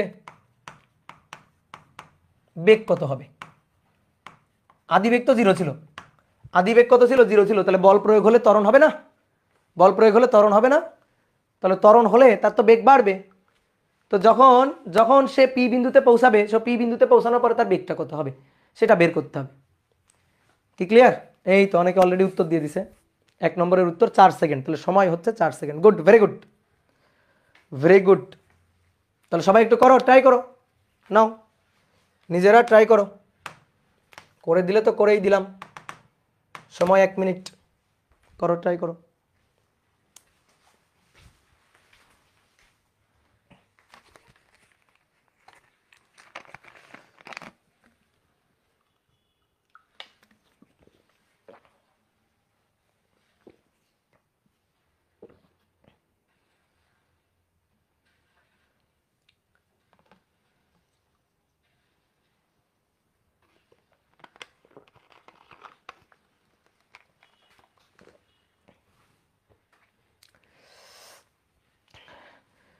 আসাদুল্লাহ হক অপু বলছে ভেক্টর করি নাই কি আর ট্রাই করব দাদা আপনিই করে দেন রিফাত বলছে দাদা আপনিই করে দেন ভেক্টর পড়ে আসো ভাই ভেক্টর পড়ে এই ক্লাসগুলো করো না হলে গাধার খাটনি কাটতেছো তুমি বুঝলা ভেক্টরটা পড়ে আসো দ্রুত ভেক্টরটা পড়ে আসো ভেক্টরটা পেইড গ্রুপেও সুন্দর ক্লাস আছে ইউটিউবেও ফ্রি লেকচার দেওয়া আছে ভেক্টরের করে আসো ওকে তাহলে চলো দেখো খুবই সহজ ম্যাথ দেখো আদি বেগ কত 0 তাহলে প্রথমে তুমি যদি ভেঙে ভেঙে করতে চাও এক্স অক্ষ ওয়াই অক্ষ 2 অক্ষ বরাবর ভেঙে ভেঙে করতে চাও দেখো ভাই খুবই সহজ জিনিস এক্স অক্ষ আর ওয়াই অক্ষ আসলে আমরা ভেঙে ভেঙে করবো কোনো সমস্যা তো নাই এক্স অক্ষ বরাবর আর ওয়াই অক্ষ বরাবর লিখবো আর কি আদি বেগ 0 তাহলে এক্স অক্ষ বরাবরও আদি বেগ 0 ওয়াই অক্ষ বরাবরও আদি বেগটা 0 দ্বিমাত্রিক শোনো ভাই দ্বিমাত্রিক গতির ম্যাথ ভয় পাওয়ার কিছু নেই দ্বিমাত্রিক গতির ম্যাথ একমাত্রিক গতির মতো তুমি সরল রৈখিকভাবে গাড়ি যদি চলে, সরল রৈখিকভাবে সরল রেখায় একমাত্রিকভাবে চলে, তুমি তখন সূত্র খাটাও না, ওই সূত্রগুলাই তুমি খাটাবা, জাস্ট দুইবার করে খাটাবা, জাস্ট দুইবার করে খাটাবা। তাহলে দেখো কি বলছে, এক্স অক্ষে তার আদিবেগ শূন্য, ওয়াই অক্ষে তার আদিবেগ শূন্য। কেন? তার আদিবেগ এমনি তো সেই স্থির ছিল, তাহলে এক্স অক্ষ বরাবর আদিবেগ ছিল না, ওয়াই অক্ষ বরাবর কোনো আদিবেগ ছিল না, তাই না? এম এর মান 1 কেজি, ভর তো কোনো উপাংশ বিভাজন হয় না, ভর তো স্কেলার, ভর কি রাশি? স্কেলার রাশি, তাহলে ভরের কোনো উপাংশ বিভাজন হয় না, ভর ভর, এম 1 কেজি। বল হচ্ছে F equal two 3i + 4j, বুঝছো? বল বুঝছো? দেখো তো, এই যেটা হচ্ছে এফ এক্স আর এই যেটা হচ্ছে এফ ওয়াই, এক্স অক্ষ বরাবর ওয়াই অক্ষ বরাবর। তাহলে এক্স অক্ষ বরাবর বল 3 নিউটন, ওয়াই অক্ষ বরাবর বল 4 নিউটন, 4 নিউটন। তাহলে এবার দেখো ভর তো তুমি জানো, তাহলে এক্স অক্ষ বরাবর ত্বরণ বের করতে পারবে না, F X by F X divided by M. তাহলে 3/1 মানে 3 কেজি, মানে 3/1 1 কেজি, তাহলে 3 metre per second square, 3 metre per second square. A Y হচ্ছে F Y divided by M, তাহলে এফ ওয়াই এর মানটা কত? 4/1, তাহলে 4 metre per second square. Okay, তাহলে এক্স অক্ষ ওয়াই অক্ষ বরাবর আদিবেগ, ত্বরণ, বল বের করে নিলাম। এবার তুমি দেখো তো ভাই, এটা এক্স অক্ষ বরাবর সরণ এক্স, ওয়াই অক্ষ বরাবর সরণ ওয়াই দেওয়া আছে না, এই যে এখান থেকে এইটুকুই তো এক্স আর এটাই তো ওয়াই, অর্থাৎ বস্তুটা এখান থেকে বল প্রয়োগে এখানে গেছে, তাহলে তার দেখো তার গতিটা একমাত্রিক না দ্বিমাত্রিক। এই যে ওয়াই অক্ষ বরাবর তার সরণ, এটা হচ্ছে এক্স অক্ষ বরাবর তার সরণ, তাহলে গতিটা কয় মাত্রিক? দ্বিমাত্রিক সরণ, দ্বিমাত্রিক গতি, গতিটা দ্বিমাত্রিক গতি, গতিটা দ্বিমাত্রিক গতি। ঠিক আছে, এটা ওয়াই এটা এক্স, কি ঠিক আছে? তাহলে দেখো এক্স এর মান দেওয়া আছে 24 মিটার, ওয়াই এর মান জানি না কত, বের করতে হবে। তো এইবার আসো, দেখো এই পয়েন্টে যখন পৌঁছাইছে, এক্স 24 মিটার দেওয়া আছে না, দেখো ম্যাথ এখানেই হয়ে যাবে, জাস্ট 2 লাইনের ম্যাথ। এক্স ইকুয়াল টু, তাহলে আমরা এটা লিখতে পারি তো ইউটি প্লাস হাফ এটি স্কোয়ার, লিখতে পারি তো নাকি? তাহলে এক্স এর মান 24, হ্যাঁ, ইউটি তো 0 প্লাস হাফ এর মান 3 টি স্কোয়ার, তাহলে 24 গুণ 2 48, 3 48/3 বা 3 আর 24, তাহলে 8 আর 2 গুণে 16, তাহলে অতএব টি √16, তার মানে 4 সেকেন্ড। তাহলে বলো পি বিন্দুতে পৌঁছাইতে কত সময় লাগছে? এই যে 4 সেকেন্ড সময় লাগছে পি বিন্দুতে পৌঁছাইতে। তাহলে পি বিন্দুতে পৌঁছানোর সময় বের হয়ে গেল। এবার বলো তো পি বিন্দুতে পৌঁছাইতে 4 সেকেন্ড সময় লাগছে, এটা এক্স অক্ষ বরাবর ওয়াই অক্ষ বরাবর আলাদা আলাদা করে 4 সেকেন্ড, আলাদা আলাদা করে একটা এক্স অক্ষ বরাবর 4 সেকেন্ড, ওয়াই অক্ষ বরাবর 10 সেকেন্ড, এরকম না। সময়ের সময়ের কোনো উপাংশ হয় না, সময় স্কেলার রাশি, ভর স্কেলার রাশি। ঠিক আছে, এমডি ফাহিম হাসান বলছে ভাই বুঝি নাই। এই পাগল, বুঝবা না কেন? এক্স অক্ষ ওয়াই অক্ষ দুই অক্ষ বরাবর হিসাব করতেছি, আদিবেগ 0 আছে না? এই বলো আদিবেগ 0 হলে এক্স অক্ষ বরাবর আদিবেগ কত? 0। ওয়াই অক্ষ বরাবর আদিবেগ কত? 0। বল প্রযুক্ত হয়েছে এটা, তাহলে এটা দ্বিমাত্রিক, তাহলে এটা এফ এক্স এটা এফ ওয়াই। এক্স অক্ষ বরাবর বলের মান 3 নিউটন, ওয়াই অক্ষ বরাবর বলের মান 4 নিউটন। আমি ধাপে ধাপে লিখলাম, তারপরে ত্বরণ বের করলাম, দুই অক্ষ বরাবর ত্বরণ বের করলাম, দুই অক্ষ বরাবর সরণ দেওয়া আছে, এক্স অক্ষ বরাবর দেওয়া আছে 24 মিটার, ওয়াই অক্ষ বরাবর দেওয়া নেই, ওয়াই অক্ষ বরাবর দেওয়া নেই। কি কথা বুঝছো? ওয়াই অক্ষ বরাবর দেওয়া নেই, তাহলে ওয়াই অক্ষ বরাবর ওটা আমরা বের করব। তাহলে x equal to UT plus half এটি স্কোয়ার, ইউ এর মান 0, হাফ এ, এই যে এ কোন অক্ষ বরাবর? এক্স অক্ষ বরাবর, তো এক্স অক্ষ বরাবর এ এক্স না, এখানে এ এক্স, সেই এ এক্স এর মান বসালাম, দিয়ে এখান থেকে সময় বের করলাম। তাহলে এই বিন্দুতে যাইতে সময় লাগছে 4 সেকেন্ড, 4 সেকেন্ড সময় লাগছে, তাহলে পি বিন্দুতে পৌঁছাইতে সময় বের করে ফেলছি। সরণের মান বের করো, তো এক্স অক্ষ বরাবর তো সরণ অলরেডি বসে আছে, শুধু ওয়াই অক্ষ বরাবর সরণ পাইলেই লব্ধি সরণ পাওয়া যাবে। তো ওয়াই অক্ষ বরাবর সরণ কেমনে বের করবো বলো? ওয়াই অক্ষ বরাবর, তাহলে ওয়াই অক্ষ বরাবর u y t plus half a Y t square, মানে ওয়াই অক্ষ বরাবর সূত্রটা লিখলাম, আমি ওয়াই অক্ষ বরাবর সূত্রটা লিখছি। তাহলে ইউ ওয়াই 0, তো এই যে দেখো লেখা আছে সব, ইউ ওয়াই 0 লেখা আছে, plus half a Y t square, A Y এর মান 4, টি স্কোয়ার, টি এর মান কত সেকেন্ড? 4 সেকেন্ড, এই যে 4 সেকেন্ড বের করছি, তাহলে 4 এর বর্গ, তাহলে 4 এর বর্গ 16, 16 দুগুণে 32, তাহলে ওয়াই হচ্ছে 32 মিটার। তাহলে সরণের মান কত? তাহলে সরণের মান হচ্ছে √ওভার 24 স্কোয়ার প্লাস 32 স্কোয়ার, 40 মিটার, এটা হচ্ছে সরণের মান, বুঝলা? তারপরে বলতেছে পি বিন্দুতে বেগ কত? পি বিন্দুতে বেগ বের করতে হবে, বেগ।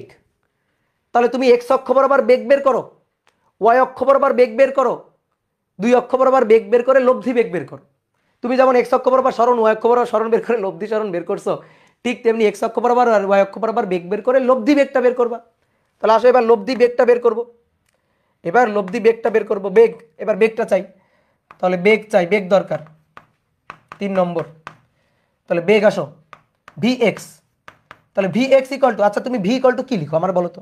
ভি ইকুয়াল টু বেগ বের করার জন্য ত্বরণ প্রযুক্ত হইলে, বল প্রযুক্ত হইলে ভি ইকুয়াল টু কি লিখো? ইউ প্লাস এটি লিখো। তাহলে ঘাবড়ানোর তো কিছু নাই, এটা এক্স অক্ষ বরাবর, তাহলে ইউ এক্স এ এক্স মানে 2 বার করবা, ম্যাথটা করবা 2 বার, আর কিচ্ছু না।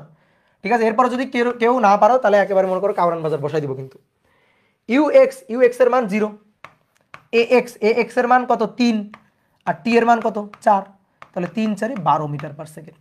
এটা এক্স অক্ষ বরাবর তার শেষ বেগ, পি বিন্দুতে যখন পৌঁছাইছে এক্স অক্ষ বরাবর তার বেগ এটা। দেখি তো ওয়াই অক্ষ বরাবর বেগ কত? তাহলে ওয়াই অক্ষ বরাবর বেগ ভি ওয়াই, এটা equal to U Y plus A Y T. তো ইউ ওয়াই এর মান 0, এ ওয়াই এর মান কত? এ ওয়াই এর মান কত? এই যে লেখা আছে সব রেডি, 4, আর টি কতক্ষণ? 4 সেকেন্ড পরে, তো 4 4 16, তাহলে 16 মিটার পার সেকেন্ড। এটা ওয়াই অক্ষ বরাবর, তাহলে লব্ধি বেগ কত? এটা ভি এক্স, এটা ভি ওয়াই, লব্ধি বেগ ভি কত? ভি হচ্ছে √12 স্কয়ার প্লাস 16 স্কয়ার। তাহলে 12 স্কয়ার প্লাস 16 স্কয়ার করলে কত হয়? 20 মিটার পার সেকেন্ড। এই হচ্ছে লব্ধি বেগের মান। শেষ। এই ম্যাথটা আমি অনেক ভেঙে চুরে করছি, অনেক ভেঙে চুরে করছি। এবার এই ম্যাথটা তাড়াতাড়িও করে ফেলতে পারি, খুবই তাড়াতাড়ি করে ফেলতে পারি। এটা ভেঙে চুরে করছি অনেক, ঠিক আছে, অনেক ভেঙে চুরে করছি। দেখো তাড়াতাড়ি করে ফেলতেছি, মানে তোমাদের এই লেভেলের এক্সপার্ট হইতে হবে, আস্তে আস্তে হইতে হবে এরকম। এটা ওয়াই, এটা এক্স। তাহলে তুমি দেখতেছো ভাই এই পয়েন্টে এই বস্তুর আদিবেগ দেওয়া আছে 0, বল প্রযুক্ত হয়েছে 3i প্লাস 4j এত নিউটন। এখন খালি দেখো, তুলবা না, এখন খালি দেখবা। এটা u0, এফ এইটা, তো কি বলছে আর কি বলছে জানো? কি দেওয়া ছিল জানো? এম এর মান 1 কেজি, এম এর মান দেওয়া আছে 1 কেজি, এটাই তো ছিল কোশ্চেনটাতে, এম এর মান 1 কেজি। তারপরে বস্তুটা পৌঁছাইছে কোথায়? এখানে পৌঁছাইছে, এখানে ছিল 24, ওয়াই, তো 24 হচ্ছে আমার এক্স, এক্স কমা ওয়াই, ঠিক আছে, 24 হচ্ছে এক্স, এক্স কমা ওয়াই। তাহলে লব্ধি সরণ এটা এস, এটা লব্ধি সরণ, এই এস এর মানটা আমাদের দরকার। তাহলে এবার আসো বোর্ডে দেখো, দেখো এক্স ইকুয়াল টু এই যে x equal to you x t plus half a x t square. তাহলে দ্রুত যদি আমি টাইমটা বের করে নিতে পারি, এক্স এর মান কত? 24, আদিবেগ এমনি 0, তো তার এক্স অক্ষ ওয়াই অক্ষ সব অক্ষ বরাবর, দুনিয়া সব অক্ষ বরাবর আদিবেগ 0। ত্বরণ লাগবে এই যে half a x t square. দেখো এটা বল, এটা ভর, তাহলে ত্বরণ বের করবো, কোনো ব্যাপার না, একবারে বের করবো, একবারেই বের করবো, একেবারে ভেক্টর ফরম্যাটে, এফ ডিভাইডেড বাই এম। তাহলে 3i plus 4j divided by M, 1 KG, ভাগ দিয়ে দাও। তাহলে 3 ভাগ 1 3, তাহলে 3i, 4 ভাগ 1 4, তাহলে 4j এত মিটার পার সেকেন্ড। এইটা হচ্ছে ত্বরণের মান, এত মিটার পার সেকেন্ড স্কোয়ার, এটা ত্বরণ। তো এই দেখো তো, এইটা এক্স অক্ষ বরাবর ত্বরণ, আর এটা ওয়াই অক্ষ বরাবর ত্বরণ। তা আমার ওখানে লাগবে এক্স অক্ষ বরাবর ত্বরণ, তো এক্স অক্ষ বরাবর ত্বরণ 3, তাহলে হাফ, এটা 3t স্কোয়ার। তাহলে এবার দেখো এখান থেকে এই যে টি এর মান 3 8 24, 8 2 16, তাহলে টি এর মান 4 সেকেন্ড। চট করে টি এর মানটা বের করে ফেললাম। এইবার দেখো সব করবো জাস্ট 2 লাইনে, সব হিসাব করবো 2 লাইনে। এস লাগবে, সরণ লাগবে, ওকে, কোনো ব্যাপার না। সরণ হচ্ছে ইউটি প্লাস হাফ এ টি স্কোয়ার, ঠিক আছে। সরণ লাগবে, লব্ধি সরণ লাগবে, কোনো ব্যাপার না। ইউ এর মান 0, হাফ, বলো এ কই? এই যে এ, এই যে এ, তাহলে এ হচ্ছে একেবারে ভেক্টর ফরম্যাটে হিসাব করছি, 3i প্লাস 4j টি স্কোয়ার। টি এর মান কত? টি এর মান কত বের করছো? 4, 4 স্কোয়ার। দেখো তো 4 এর বর্গ 16, 16 ভাগ 2 8, 3 8 24i এবং 4 8 32 জে। এই দেখো চলে আসছে সরণ দেখো চলে আসছে। এই যে দেখো এটা এক্স এর মান, যেটা 24 দেওয়া ছিল, তাহলে ওয়াই এর মান কত? ওয়াই এর মান 32, বের করে ফেলছি আমরা, একবারে বের করে ফেলছি। তাহলে S equal two √24 square 32 square, মান বের করবা 40 মিটার পার সেকেন্ড। বেগ বের করতে চাও, 2 বারে বেগ বের করছিলাম আগে, দেখো আগে ভি এক্স বের করছিলাম, ভি ওয়াই বের করছিলাম, মানে ছোট মানুষরা এটা করবে। তুমি যদি একটু বড় মানুষ হয়ে যাও তাহলে তুমি কি করবা? ভি লাগবে, ওকে সমস্যা নেই, ভেক্টর ফরম্যাটে ইউ প্লাস এটি, তাহলে ইউ এর মান 0, এ এর মান এই যে এ এর মান 3i plus 4j, 3i plus 4j এত টি, টি কত 4, তাহলে 3 4 12i 4 4 16j, ঠিক আছে। তাহলে বেগ ভি এর মান লাগবে, ওকে, √12 স্কয়ার 16 স্কয়ার, তাহলে 20 মিটার পার সেকেন্ড। বুঝছো বুঝছো বলো, দেখো মিলছে কিনা। 20 metre per second 12 square 16 square, 20 metre per second 12 square 16 square, বলো মিলছে কিনা। ঠিক আছে, কোণ দিতে হবে না, কোথায় তুমি কোণ দিবা, আমি তো ভেক্টর ফরম্যাটে লিখছি, কোথায় কোণ দিব। আই যে কে দিয়ে প্রকাশ করি কি আমি কোণ দিয়ে হিসাব করার জন্য, আয়ত একক ভেক্টর দিয়ে হিসাব করি কি আমি কোণ দিয়ে হিসাব করার জন্য না। বুঝতে পারছো, ভেক্টর ফরম্যাটে করছি আর ভেঙে চুরে একেবারে ছোট মানুষরা যেভাবে বুঝে সেভাবে করে দিছি। তাহলে বলো বোঝা যাবে কিনা। আমি তোমাকে আজকের ক্লাসে কিছু ভাবনা চিন্তা করার উপাদান দিচ্ছি, যে নাও ভাবো, এইগুলা নিয়ে তোমার ভাবতে হবে, তোমার চিন্তা ভাবনা করতে হবে, তাহলে তোমার চিন্তা চেতনার জগৎটা বড় হবে। এগুলা নিজে নিজে বুঝে বুঝে করতে হবে। একটা ম্যাথ তুমি নিজে বুঝে করার যে আনন্দ, নিজে বুঝে করার যে মজা, এটার সাথে দুনিয়ার কোনো কিছুকে কম্পেয়ার করতে পারবা না। ঠিক আছে, আমি তোমাকে হাজার বুঝাই দিলাম, তুমি খুব ভালো বুঝে গেছো, চমৎকার বুঝে গেছো। এটার তুলনায় যখন তুমি নিজে নিজে একটা প্রবলেম সলভ করবা, সলভ করে নিজে প্রবলেম সলভ করে নিজে মিলাই ফেলবা, তখন দেবা অন্য লেভেলের মজা পাবা। ঠিক আছে, অবশ্যই বুঝে কোনো একটা জিনিস যখন আমি বুঝাই দিব তুমি মজা পাবা, ঠিক আছে, কিন্তু যখন নিজে বুঝবা তার চেয়ে কয়েক গুণ বেশি মজা পাবা, এবং ওই জিনিসটা বেশিক্ষণ তোমার মাথার মধ্যে থাকবে। তা আমি তোমার আজকের ক্লাসে ভাবনা চিন্তা করার রাস্তা দেখাই দিচ্ছি, যে দেখো ভেক্টর ফরম্যাটে এভাবে হিসাব করা যায়, এভাবে হিসাব করা যায়, আমি তোমাকে রাস্তাগুলো দেখাই দিচ্ছি। এই রাস্তাগুলোর মধ্যে তোমার এখন হাঁটাচলা করতে হবে, ঠিক আছে, হাঁটাহাঁটি শিখতে হবে। তুমি একটা ম্যাথ এখানে যে ম্যাথটা করা দিলাম, তুমি পরীক্ষার খাতায় এই ম্যাথটা হুবহু কমন পাবা, এর কোনো গ্যারান্টি নেই। কিন্তু তুমি তোমার কনসেপ্ট পরিষ্কার করে রাখো, তোমার চিন্তাটা সুন্দরভাবে ক্লিয়ার করে রাখো, তাহলে তুমি দেখবা এই টাইপের যে ম্যাথ দেওয়া হোক তুমি নিজে করে ফেলতে পারবা। বুঝছো?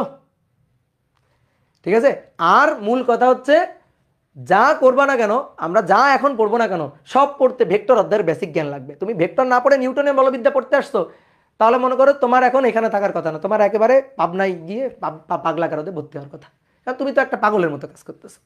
তোমার আগে ভেক্টর অধ্যায় পড়তে হবে, ভেক্টর অধ্যায় বুঝতে হবে, বেজ ওইটা ভিত্তি।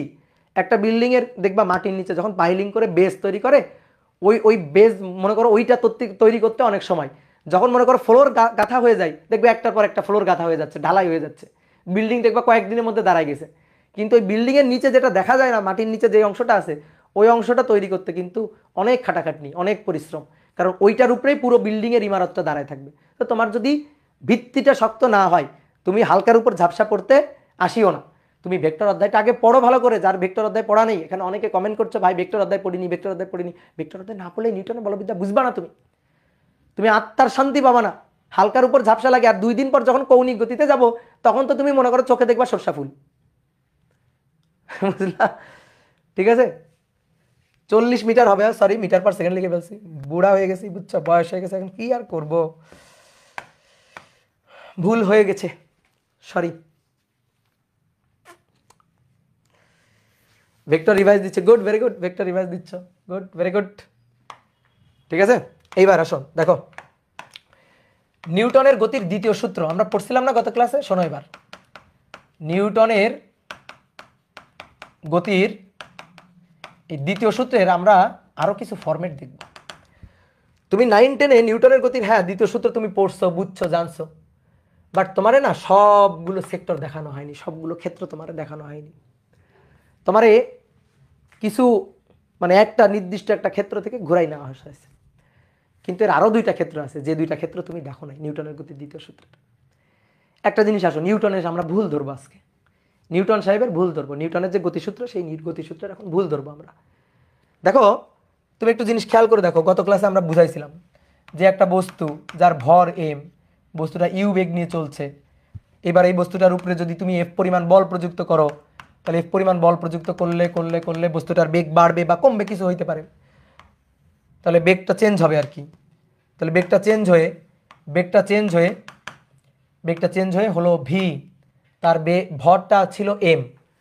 বলো কিসের পরিবর্তন ঘটলো, দেখি বলো কিসের পরিবর্তন ঘটলো, বলো বলো বলো, কিসের পরিবর্তন ঘটলো? বল প্রয়োগে, বেগের, বল প্রয়োগে বেগের।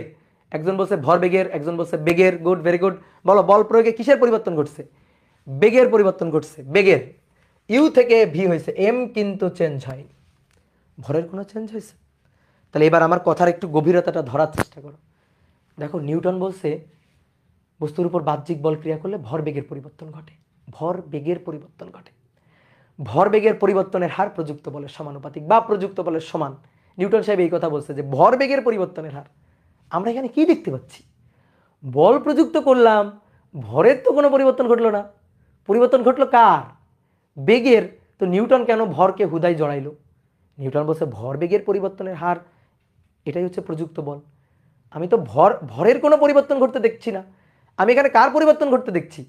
বেগের পরিবর্তন। এখানে বেগের পরিবর্তন ঘটছে, ভর তো কনস্ট্যান্ট। তাহলে নিউটন এখানে একটা হুদাই একটা মিথ্যা কথা বলছে না, ভর বেগের পরিবর্তন। হ্যাঁ, অনেকে বলতে ভাই বেগের পরিবর্তন ঘটলে তো ভর বেগের পরিবর্তন ঘটবে। হ্যাঁ সত্যি কথা, বেগের পরিবর্তন ঘটলে অবশ্যই ভর বেগের পরিবর্তন ঘটবে, কিন্তু আমরা বেগের পরিবর্তন দিয়েই বলতাম, ভরকে জড়াইতাম না। ভরকে কেন এর সাথে জড়াইলাম? তাহলে নিউটন কিন্তু এখানে ভুল করে ফেলছে। তাহলে তুমি এবার মনে করো যে নতুন নিউটন হয়ে যাও, তাহলে তুমি নতুন করে নিউটনের সূত্রের ভুল ধরে ফেলছি আবিষ্কার করে ফেলো। কি তাই কি বলো? তাই কি হবে? তাই না? দেখো তো নিউটন এইখানে ব্যাপারটা কি হচ্ছে, যে বল প্রয়োগ করলাম, বল প্রয়োগ করলে বেগের পরিবর্তন ঘটলো, নিউটন বলছে ভরবেগের পরিবর্তন ঘটলো। তাহলে ব্যাপারটা কেমন হয়ে গেল না? অনেকে বলতে পারো ভাই বেগের পরিবর্তন ঘটলে ভরবেগের পরিবর্তন তো ঘটছে। হ্যাঁ অবশ্যই ঘটছে, কিন্তু ভর, নিরীহ ভরকে জড়ানোর কি দরকার ছিল? নিরীহ ভরকে ভরকে আলাদা করে রাখতাম আমরা। আমরা বেগের পরিবর্তন দিয়ে বলতাম যে ভর মানে বস্তুর উপর বাহ্যিক বল ক্রিয়া করলে বেগের পরিবর্তন ঘটে, আর বেগের পরিবর্তনের হার প্রযুক্ত বলের সমানুপাতিক, এটা আমরা বলতাম। আমরা ভর বেগকে জড়াইতাম না। কি কথা বুঝছো? কিন্তু নিউটন কি করছে? ভর বেগকে জড়াইছে। এইবার শোনো, বস্তুর উপর বল প্রয়োগ হলে ভর বেগেরই পরিবর্তন হয়, শুধু যে বেগের পরিবর্তন হবে এমন কোনো কথা নেই। আসলে আমরা যেটা এখন ভাবতেছি ওটাই ভুল। আমরা আসলে নিউটনের সূত্রটাকে ওভাবে একেবারে ক্লিয়ার করে এখনো বুঝিনি। নিউটন বলছে ভরবেগের পরিবর্তনের হারই প্রযুক্ত বলের সমান। নিউটন ঠিকই বলছে, কারণ বস্তুর উপর বাহ্যিক বল ক্রিয়া করলে বস্তুর ভরবেগের পরিবর্তন ঘটে। এইবার ভরবেগের পরিবর্তন ঘটতে পারে তিন ভাবে। শুধু বেগের পরিবর্তনের কারণে ভরবেগের পরিবর্তন ঘটে, যেমন উপরে যেটা ঘটছে, বেগের পরিবর্তন হয়েছে সুতরাং ভরবেগের পরিবর্তন ঘটেছে। শুধু ভরের পরিবর্তনে, ভরের পরিবর্তন, হ্যাঁ বল প্রয়োগে ভরেরও পরিবর্তন ঘটে। ঠিক আছে, এইটা শুনে তোমার একটু ধাক্কা লাগবে। হ্যাঁ বল প্রয়োগে ভরের পরিবর্তন ঘটে, উত্তর হচ্ছে হ্যাঁ বল প্রয়োগে ভরেরও পরিবর্তন ঘটে। তাহলে ভরের পরিবর্তনেও ভরবেগের পরিবর্তন ঘটে। আর একটা জিনিস কি? আরেকটা জিনিস হচ্ছে ভর আর বেগ দুটোরই পরিবর্তনে ভরবেগের পরিবর্তন ঘটে। একজন চলে গেছে মডার্ন ফিজিক্সে, একজন বলছে মডার্ন ফিজিক্স না না না, মডার্ন ফিজিক্সে এখন আসো না, নিউটন মডার্ন ফিজিক্স জানতোই না। ঠিক আছে, মডার্ন ফিজিক্সের হিসাব নিকাশ তো আইনস্টাইন করছে, তাই না? মডার্ন ফিজিক্সের হিসাব নিকাশ তো আইনস্টাইনের হাত ধরেই তো মডার্ন ফিজিক্সের সূচনা। তো নিউটনে হচ্ছে নিউটনীয় বলবিদ্যা, নিউটনীয় বলবিদ্যাতে মডার্ন ফিজিক্স আসবে না। ঠিক আছে, আপাতত আমরা মডার্ন ফিজিক্সে যাব না। তাহলে বাহ্যিক বল প্রয়োগ করলে বেগ ভর আর বেগ দুটোরই পরিবর্তন ঘটে, আলটিমেটলি ভরবেগেরই পরিবর্তন ঘটে। ভরের পরিবর্তনে ভরবেগের পরিবর্তন হয়, বেগের পরিবর্তনের কারণে ভরবেগের পরিবর্তন হয়, ভর আর বেগ দুটোর পরিবর্তনের কারণেই ভরবেগের পরিবর্তন ঘটে। তিনটা ঘটনা ঘটতে পারে। আমরা 9-10-এ জাস্ট একটা আলোচনা করছি, শুধু বেগের পরিবর্তনের জন্য ভরবেগের পরিবর্তন যেটা, বেগের পরিবর্তনে ভরবেগের পরিবর্তন যেটা, শুধু সেই ক্ষেত্রটা আলোচনা করছি, বাকি দুইটা আলোচনা করি নাই। এই বাকি দুইটা এখন আমার আলাদা আলোচনা করা লাগবে। ভর কেমনে চেঞ্জ হয়, এটাই তো কথা ভাই। বল প্রয়োগ করলে ভর চেঞ্জ হয়, ইয়েস বল প্রয়োগ করলে ভর চেঞ্জ হয়। এর একটা প্রকৃষ্ট উদাহরণ হচ্ছে রকেট। এর একটা প্রকৃষ্ট উদাহরণ হচ্ছে রকেট। একটা রকেট যখন উৎক্ষেপণ করা হয়, দেখবা রকেট প্রচন্ড বেগ নিয়ে নিচের দিকে জ্বালানি নির্গমন করে। এই জ্বালানি নির্গমনের যে থার্স্ট ফোর্স, এটা নিয়ে রকেট আস্তে আস্তে উপরের দিকে উঠে যায়। তাহলে রকেটের ক্ষেত্রে এই জ্বালানির ভরের পরিবর্তন ঘটে, জ্বালানির ভরের পরিবর্তন ঘটে, নিচের দিকে জ্বালানি ছুড়ে দেয়। দেখবা রকেট যত উপরে যাচ্ছে তত বেশি করে জ্বালানি নিচের দিকে ছুড়ে দিচ্ছে আর কি। তো জ্বালানি ছুটতে ছুটতে দেখবা রকেট আসলে কি, স্যাটেলাইট উৎক্ষেপণের জন্যই তো রকেট। দেখবা রকেট উপরে যায় আর জ্বালানির যে প্রকোষ্ঠ একটা একটা করে প্রকোষ্ঠ খুলে নিচের দিকে ফেলে দেয়। তাহলে এটা হচ্ছে রকেট। কি কথা বুঝছো? তাহলে আসো আমরা এবার এই তিনটা ক্ষেত্রে একটু বুঝি। নিউটন সাহেব আমাদের বলছে যে ভরবেগের পরিবর্তনের হারই হচ্ছে প্রযুক্ত বল, অর্থাৎ ডিডিটি অফ পি। ঘটনা সত্য, ডিডিটি অফ পি ভরবেগের পরিবর্তনের হার প্রযুক্ত বল। এবার এর ক্ষেত্র হচ্ছে তিনটা ক্ষেত্র। তাহলে সেই তিনটা ক্ষেত্র নিয়ে আমাদের আলোচনা। কেস ওয়ান সেটা হচ্ছে বেগের পরিবর্তন, ভর কনস্ট্যান্ট, যেটা ওই যে উপরে ঘটছে। বেগের পরিবর্তন, ভর এম হচ্ছে কনস্ট্যান্ট, যেটা উপরে ঘটছে। বল প্রয়োগ করছি ফলে বেগের পরিবর্তন ঘটছে, কিন্তু ভরটা কনস্ট্যান্ট আছে। এই ক্ষেত্রে F equal to DDT of P. তাহলে দেখো একটু ভালো করে বুঝিও। ডিডিটি অফ পি হচ্ছে ভরবেগ এম বি। এখন আমরা বড় হয়েছি, ডিফারেন্সিয়েশন মেথডে প্রমাণ করব। কে কনস্ট্যান্ট পড়ো, এম কনস্ট্যান্ট। তাহলে সুন্দর করে এম যাবে বাইরে, d v divided by d t. M গেল বাইরে, ডিভি ডিভাইডেড বাই ডিটি। ঠিক আছে, চেনো ডিভি ডিভাইডেড বাই ডিটিকে চেনো? এই ডিভি ডিভাইডেড বাই ডিটি এটা হচ্ছে বেগের পরিবর্তনের হার, দ্যাট মিনস ত্বরণ। তাহলে এম এ, এইটাই আমরা জানতাম গত ক্লাসে, এটাই আমরা প্রমাণ করছি। এটা একটা ক্ষেত্র, বুঝছো? এফ ইকুয়াল টু এম এ, এটা একটা সূত্র। এফ ইকুয়াল টু এম এ, এটা একটা ক্ষেত্র, কিন্তু আরো একটা ক্ষেত্র আছে, আরো দুটো ক্ষেত্র আছে। ঠিক আছে, চেনা চেনা লাগে, হ্যাঁ এই তো চেনা চেনা লাগে। এবার আসো কেস টু। কেস টু হচ্ছে বেগ কনস্ট্যান্ট, ভি কনস্ট্যান্ট, ভর পরিবর্তন, ভরের পরিবর্তন, এম পরিবর্তন হবে। এটা হয়? উত্তর হচ্ছে হ্যাঁ হয়। তো এটা হয় কি না? অবশ্যই হয়। চিন্তা করো একটা বেলুনের কথা চিন্তা করো তো। মনে করো একটা বেলুন, রকেট আর বেলুন ওই একই রকম। ধরো একটা বেলুন, এই বেলুনটা ধরো অনেক সময় দেখবা বার্থডে প্রোগ্রামের জন্য ধরো বেলুন ফুলাইছে, ফুলানোর পরে গিট দিতে যাবা, গিট দেওয়ার পরে হঠাৎ করে বেলুনটা হাত ফসকে সরে গেল। তখন দেখবা বেলুনটা সাই করে উপরে উঠে যায়। কেন গেল বেলুনটা উপরে উঠে? অবশ্যই বেলুনের উপর কেউ ধাক্কা দিছে উপরে, না হলে তো উপরে ওঠার কথা না, তাই না? বেলুনের উপর বল প্রযুক্ত হয়েছে, না হলে তো বেলুনটা উপরে ওঠার কথা না। এই বেলুনটা যে উপরের দিকে সাই করে উঠে গেল, তাহলে অবশ্যই বেলুনের উপর বল প্রযুক্ত হয়েছে, না হলে তো উপরে ওঠার কথা না। এবার বেলুনের উপর কেমনে বল প্রযুক্ত হলো? দেখো বেলুনের মধ্যে ছিল বাতাস, এই যে বেলুনের মধ্যে বাতাস ছিল, তাহলে নিচের দিক থেকে বাতাস নির্গত হয়েছে, এইভাবে বাতাস নির্গত হয়েছে। বাতাস নির্গমনের এই যে বেগটা, এই বেগটা হচ্ছে ভি। এই ভিটা কনস্ট্যান্ট, একটা নির্দিষ্ট বেগে বাতাস বের হয়ে গেছে। তাহলে ভিটা কনস্ট্যান্ট, নির্দিষ্ট একটা বেগে বাতাস বের হয়ে গেছে, ভিটা কনস্ট্যান্ট। ঠিক আছে, ভিটা কনস্ট্যান্ট, কি বের হয়ে গেছে? বাতাস। তাহলে ভেতরে বাতাসের যে ভর, সেই ভরের পরিবর্তন হয়েছে। তাহলে বলো কোনটা কনস্ট্যান্ট আর কোনটার পরিবর্তন হচ্ছে? ভেতর থেকে বাতাসটা বের হয়ে যাচ্ছে, বাতাস কমে যাচ্ছে, তাহলে কিসের পরিবর্তন হচ্ছে? এম এর পরিবর্তন হচ্ছে। রকেটের ক্ষেত্রেও তাই করা হয়। রকেটের মধ্যে ব্যবহার করা হয় জ্বালানি, গ্যাস ব্যবহার করা হয়। আর রকেট প্রচন্ড বেগ দিয়ে নিচের দিকে জ্বালানি নির্গমন করে, জ্বালানি নিচের দিকে নির্গত করে। তো জ্বালানি নির্গমনের হার, মানে জ্বালানি পুড়তে থাকে, জ্বালানি পোড়ার হার ডিএম বাই ডিটি, ভর পরিবর্তনের হার। ঠিক তেমনি এখান থেকে গ্যাস বের হয়ে যাওয়ার হার ডিএম বাই ডিটি। বুঝতে পারছো? গ্যাস নির্গমনের হার, কিন্তু গ্যাস বের হয়ে যাচ্ছে একটা কনস্ট্যান্ট বেগ নিয়ে, ভি কনস্ট্যান্ট বেগ নিয়ে। তাহলে এই ক্ষেত্রে যদি আমি সূত্রটা লিখি, তাহলে কি লিখবো? এফ ইকুয়াল টু, ভাই ওই একই জিনিস, ডিডিটি অফ পি, আর পি মানে M V. DDT of P আর পি মানে কি? M V. তো আমি এম এ একবারে লিখি এম ভি। এবার বাইরে যাবে কি? এবার বাইরে যাবে ভি, ঠিক আছে? বেগ কমে যাচ্ছে না, না একটা নির্দিষ্ট বেগে বের হয়ে যাচ্ছে। ধরো একটা নির্দিষ্ট বেগে বের হয়ে যাচ্ছে, ঠিক আছে? বেগ কমে যাচ্ছে না, ধরো এখানে একটা নির্দিষ্ট বেগে, ধরো একটা ফুটবল থেকে হাওয়া বের হয়ে যাচ্ছে একটা নির্দিষ্ট বেগে। ঠিক আছে, অনেকে বলতে পারো ভাই বেগ তো পরিবর্তন হতেও পারে। হ্যাঁ পারে, সেটার জন্য তো আরো একটা ক্ষেত্র আছে। বেগ তো পরিবর্তন হতেও পারে, বেগের জন্য তো আরো একটা ক্ষেত্র আছে বেগ পরিবর্তনের জন্য। তাহলে ভি গেল বাইরে, তাহলে পরিবর্তন ভরের, দেখো ডিএম বাই ডিটি, যে কনস্ট্যান্ট সে বাইরে আসবে, যার পরিবর্তন সে ভেতরে থাকবে। তাহলে এটাও কিন্তু একটা সূত্র, যে F equal to V DM DT, বুঝছো? F equal to V DM by DT, এই যে এটা সূত্র। তাহলে এটাও কিন্তু নিউটনের গতির একটা সূত্র, যেটা আমরা জানতাম না। ঠিক আছে, এটাও কিন্তু নিউটনের গতির একটা সূত্র, যেটা আমরা জানতাম না। আমাদের শুধু দেখানো হয়েছে এফ ইকুয়াল টু এম এ, এটা দেখানো হয় নাই, কারণ আমাদের তো এগুলো পড়ানো হয় নাই। এর আরও অনেক ক্ষেত্র আছে, এরপরে আমরা যখন ম্যাথ করবো তখন দেখতে পারবো। এবার আসো কেস থ্রি। কেস থ্রি হচ্ছে ভর পরিবর্তন, বেগ পরিবর্তন। ধরো এই বেলুনের কথাই চিন্তা করো, বেলুনের মধ্যে দিয়ে গ্যাস বের হয়ে যাচ্ছে, বাতাস বের হয়ে যাচ্ছে, বেগেরও পরিবর্তন হচ্ছে। এবার তখন বেগেরও পরিবর্তন হচ্ছে, ভরেরও পরিবর্তন হচ্ছে, দুটোরই পরিবর্তন হচ্ছে। তাহলে দুটোরই পরিবর্তন হতে পারে। তাহলে কেস থ্রি, তাহলে কেস থ্রি, ভর পরিবর্তন, বেগ ভি পরিবর্তন, ভর পরিবর্তন বেগ ভি পরিবর্তন। তাহলে এরকম যদি হয় তাহলে কি হবে? তাহলে F equal to D DT of P, তাহলে D DT of P, P মানে এম ভি, ঠিক আছে? তাহলে এম বাইরে গেল ডিভি ডিটি, এম বাইরে গেল ডিভি ডিটি, ভি বাইরে গেল ডিএম ডিটি, এম বাইরে গেল ডিভি ডিটি, ভি বাইরে গেল ডিএম ডিটি। বলো এটা কে বোঝো নাই?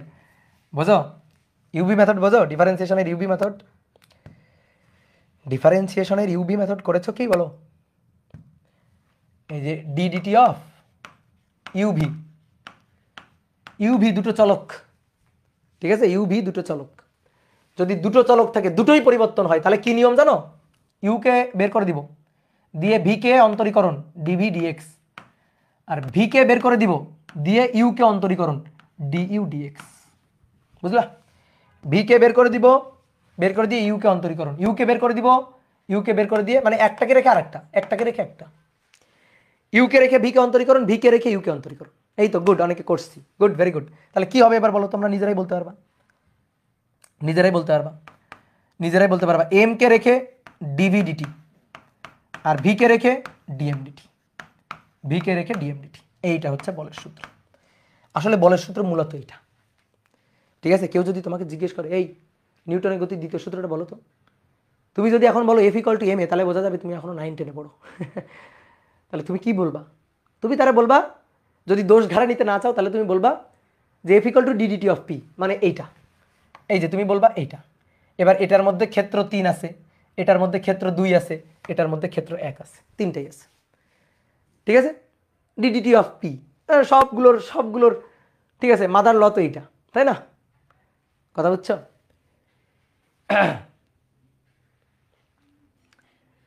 কলেজে 9 দিনে ক্যালকুলাস শেষ করে দিছে পুরো, গুড, ভেরি গুড। তাহলে তো খুবই ভালো, তাহলে তো ক্যালকুলাস তোমরা পারো। কথা বুঝছো? তাহলে কেউ যদি তোমাকে জিজ্ঞেস করে নিউটনের গতির দ্বিতীয় সূত্র বলো, তুমি কি বলবা? এফ ইকুয়াল টু এম এ। খবরদার বলো না, কারণ এফ ইকুয়াল টু এম এ শুধু একটা ক্ষেত্র, কিন্তু আরও দুটো ক্ষেত্র আছে, সেই দুটো তখন বলা হবে না। তাহলে তুমি কি বলবা? তুমি বলবা f equal to DDT of p, অথবা বলবা f equal to m d v d t plus v DM d t, f equal to m d v d t plus v DM d t. এইটা বলবা, তাহলে আর কোনো দোষ ঘাড়ে যাবে না। কেন কোনো দোষ ঘাড়ে যাবে না? কারণ এর মধ্যে সবই আছে। তোমার এবার আমি দেখাই, দেখো এইটার মধ্যে তুমি প্রথম দুইটা পাবা, এটার মধ্যে তুমি প্রথম দুইটা পাবা, বলো তো পাবা কিনা?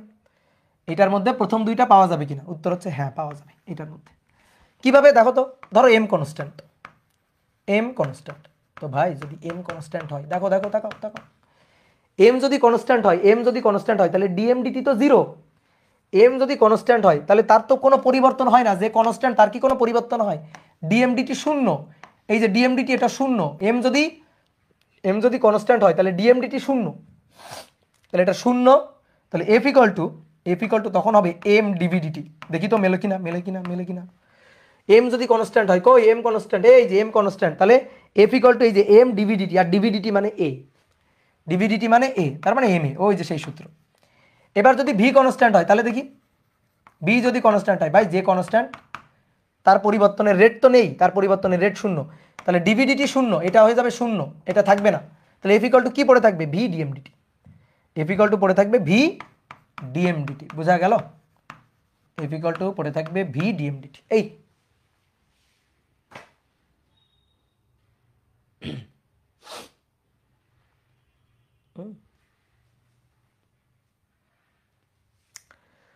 কি কথা বুঝছো? ক্লিয়ার? তাহলে আসো তো, তাহলে এবার দুই একটা ক্ষেত্র দেখি এবং ম্যাথ প্রবলেম সলভ করি। তো আমরা আগে কয়টা প্রবলেম সলভ করছিলাম? 5টা না? তো এবার আসো 6 নম্বর। 6 দেখো, বলা হচ্ছে একটি ট্রাক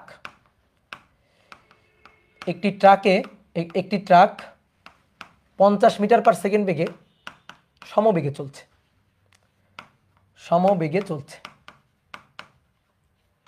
এই অবস্থায়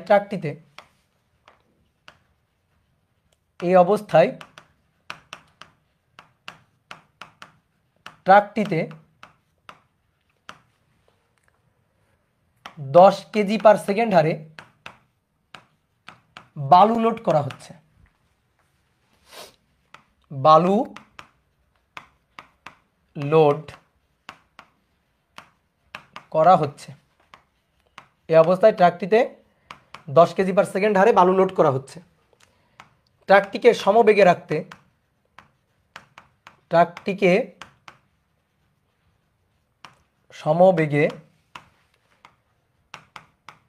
রাখতে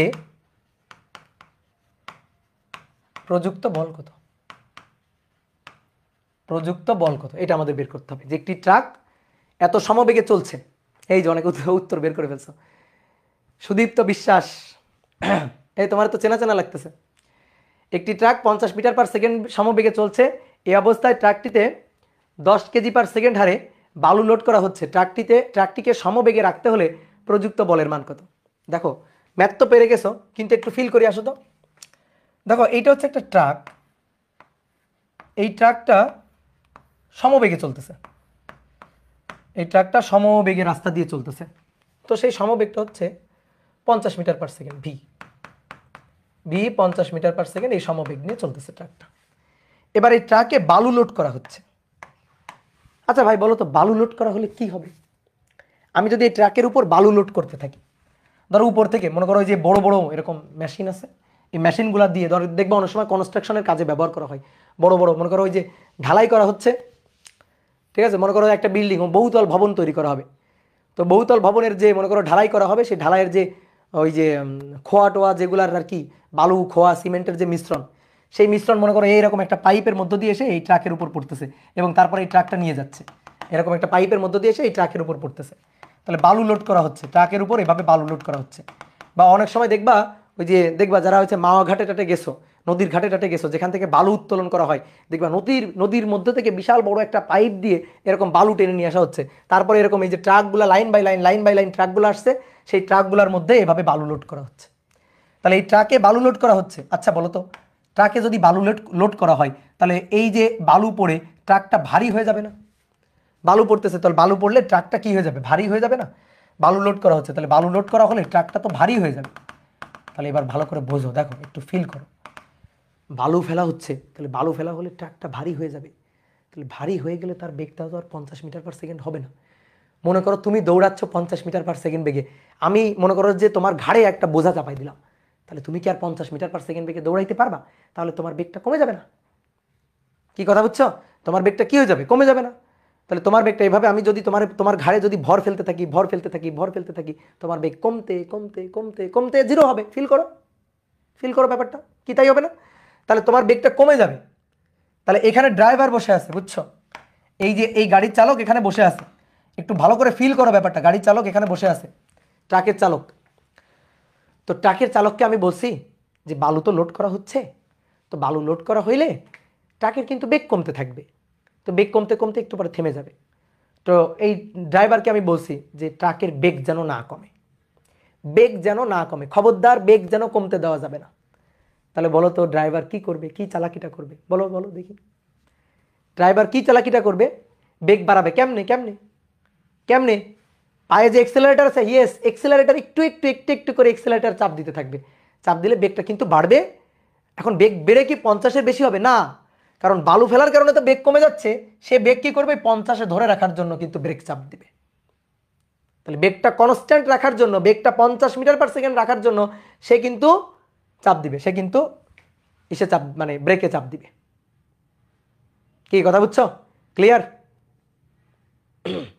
তাহলে বেগটা কনস্ট্যান্ট রাখার জন্য সে ব্রেকে চাপ দিবে। তাহলে সে ব্রেকে চাপ দিল না, বল প্রয়োগ করলো না, তাহলে সেই প্রযুক্ত বলের মানটাই আমাদের বের করতে বলছে। দেখো একটা জিনিস খেয়াল করে দেখো, অনেকের কাছে মনে হতে পারে যে ভাই ট্রাকটিকে সমবেগে রাখতে প্রযুক্ত বল কেন? সমবেগে রাখলে সমবেগে কোনো ত্বরণ প্রযুক্ত হয়, তাহলে বল প্রযুক্ত হবে সমবেগে। চিন্তা করো, অনেকে এইভাবে চিন্তা করতে পারে যে সমবেগ তাহলে তো কোনো ত্বরণ হলো না, ত্বরণ যদি না হয় তাহলে তো বল শূন্য। তুমি তো কোনটা নিয়ে ভাবতেছো? তুমি তো F=ma নিয়ে ভাবতেছো, তুমি তো অন্য ক্ষেত্রে ভাবতেছো, তুমি তো মূল ক্ষেত্রটাতে আসো নাই, মূল ক্ষেত্রটাতে তুমি ভাবতেছো না। কি কথা বুঝছো? ক্লিয়ার? তাহলে তুমি মূল ক্ষেত্রতে আসো, তোমার এই ক্ষেত্রে আসো। এই ক্ষেত্রে কি হচ্ছে? এই ট্রাকের ভর আস্তে আস্তে বাড়তেছে, তাহলে ট্রাকের ভরের পরিবর্তন হচ্ছে, বেগের পরিবর্তন হচ্ছে না। তাহলে বেগটা কি আছে? কনস্ট্যান্ট আছে। তাহলে আমি আরেকবার বলি, ভালো করে শোনো। একটা ট্রাক 50 মিটার পার সেকেন্ড বেগে চলতেছে। এই ট্রাকের উপর এরকম বড় বড় বালুর পাইপ দিয়ে ট্রাকের উপর বালু ফেলা হচ্ছে। তো বালু ফেলা হলে ট্রাকের ভর বেড়ে যাবে, আর ভর বেড়ে গেলে ট্রাকের বেগ কমে যাবে। ভর যদি বেড়ে যায় তাহলে ট্রাকের বেগটা কমে যাবে। তা আমি ট্রাকের বেগ তোমাকে বললাম যে খবরদার ট্রাকের বেগ কমানো যাবে না, ড্রাইভারকে বললাম ট্রাকের বেগ কমানো যাবে না, ট্রাকের বেগটা বাড়াই মানে একই রাখতে হবে। তাহলে সে তখন কি করবে, এক্সেলারেটারে চাপ দিবে, এক্সেলারেটারে চাপ দিয়ে বেগটাকে 50 মিটার পার সেকেন্ড বেগে ধরে রাখবে। তাহলে সে কিন্তু বল প্রয়োগ করতেছে, তাহলে সে কিন্তু বল প্রযুক্ত করতেছে, সেই প্রযুক্ত বলের মানটা আমাদের বের করতে বলছে। তাহলে F equal to DDT of P, ভর বেগের পরিবর্তনের হার হচ্ছে প্রযুক্ত বল।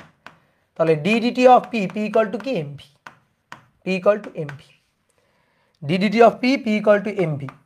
তাহলে এবার আসো কোনটা বাইরে নিব বলো, কোনটা পরিবর্তন হচ্ছে। তুমি এভাবে যদি মানে ডাইরেক্ট সূত্র দিয়ে যদি করো কোনো আপত্তি নেই আমার, আমি তোমাকে দেখাচ্ছি যে কোনটা পরিবর্তন হচ্ছে। ভরের এই যে বালু ফেলার রেট ডিএমডিটি, যে বালু লোড করা হচ্ছে তার রেট হচ্ছে 10 kg per second. MCQ type math, just fill করতে হবে। এম গেল, ভি গেল বাইরে, এম তো খবরদার বাইরে যাবে না, ভি গেল বাইরে ডিএমডিটি। তাহলে ভি এর মান, বেগের মান কত, বেগের মান কত 50 মিটার পার সেকেন্ড, আর ডিএমডিটি কত, ডিএমডিটি 10। তাহলে 500 নিউটন বল প্রযুক্ত করা হচ্ছে, 500 নিউটন বল প্রযুক্ত করা হচ্ছে। কথা বুঝছো কি, ক্লিয়ার? এবার দেখো যদি এরপরও কেউ না বুঝো কোনো সমস্যা নেই, চিন্তা করো, আসো ট্রাক দিয়েই বুঝাবো তোমারে। এটা একটা ট্রাক, এটা একটা ট্রাক, এই ট্রাকটা এই ট্রাকটা 10 মিটার পার সেকেন্ড বেগে চলতেছিল। ট্রাকের ভর 80 কেজি, 80 কেজি ভরের ট্রাক। ঠিক আছে, ট্রাকটা চলতেছে চলতেছে চলতেছে কত বেগে, 10 মিটার পার সেকেন্ড বেগে। ট্রাকের ভর কত কেজি, 80 কেজি।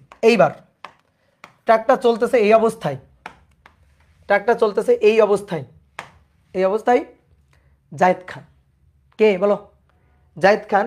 এই জায়েদ খান কি করছে, এই ট্রাকের উপর লাফ দিয়ে পড়ছে। মানে মনে করো ট্রাকটা চলতেছে, ধরো তুমি ট্রাক চালায় যাচ্ছ, তুমি ধরো ড্রাইভার, তো তুমি ট্রাক চালায় যাচ্ছ, ঠিক আছে, তুমি ট্রাক চালায় যাচ্ছ। এবার তুমি দেখতেছো কি ওই যে রাস্তায় গাছের ডাল ধরে জায়েদ খান ঝুলে আছে। তো এবার কি হয়েছে, ট্রাক নিয়ে যাচ্ছ, জায়েদ খান লাফ দিয়ে তোমার ট্রাকের উপর পড়ছে। ঠিক আছে, গাছের ডালটা ছেড়ে দিয়ে জাস্ট তোমার ট্রাকের উপর পড়ে গেছে জায়েদ খান। এই যে জায়েদ খান ট্রাকের উপর বসে গেছে। জায়েদ খানের ভর হচ্ছে 20 কেজি। বলো তো, তুমি তো সমবেগে চালায় যাচ্ছিলা, কত বেগে চালায় যাচ্ছিলা বলো, তুমি কত বেগে চালায় যাচ্ছিলা বলো, 10 মিটার পার সেকেন্ড বেগে চালায় যাচ্ছিলা।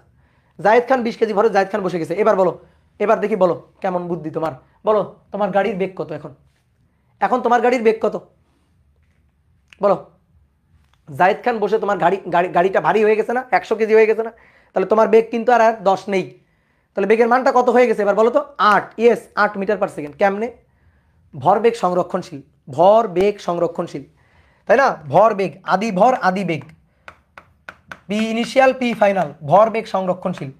তাহলে পি ইনিশিয়াল, ইনিশিয়াল ভর ইনিশিয়াল বেগ 80 গুণ 10, ফাইনাল ভর 100, আর ফাইনাল বেগ সেটাই বের করতে চাই। তাহলে কত, 800 ভাগ 100, তাহলে ভি এর মান 8। তাহলে দেখো গাড়ির বেগটা কমে গেছে, তোমার হাতে নাতে দেখাই দিলাম। আসলে তুমি দৌড়াচ্ছিলে, তোমার ঘাড়ে যদি কেউ লাফ দিয়ে বসে পড়ে তো তোমার বেগ কমে যাবে না, স্বাভাবিক। তাহলে বেগটা কি হলো, কমে গেল, বেগটা কি হলো, কমে গেল, কমে কত হলো 8 মিটার পার সেকেন্ড হলো, বেগটা কমে 8 মিটার পার সেকেন্ড হলো, তাই না? এইবার তুমি ড্রাইভার, তোমাকে আমি বললাম তোমার যে বেগ কমে গেল, তুমি তো কোনো ব্রেক দাও নাই, বলো তো তুমি কি কোনো ব্রেক দিছো বলো, তোমার বেগটা যে কমে গেল তুমি কি কোনো ব্রেক দিছো না, তুমি কিন্তু 10 মিটার পার সেকেন্ড বেগে চালাচ্ছিলা, তুমি কিছুই দাও না, ব্রেকও দাও না, এক্সেলারেটরও দাও নাই, হঠাৎ করে বেগ কমে গেছে। তাহলে অবশ্যই বেগ কমানোর পিছনে কোনো একটা বল দায়ী আছে, গাড়ির বেগ কমানোর পিছনে কোনো একটা বল দায়ী আছে, না হলে গাড়ির বেগটা কেন কমলো, অবশ্যই বল ক্রিয়া করে গাড়ির বেগটা কমাইছে, তাই না? তাহলে সেই বলটা ক্রিয়া করে গাড়ির বেগটা কমাইছে, তাহলে গাড়ির বিরুদ্ধে একটা বল ক্রিয়া করছে।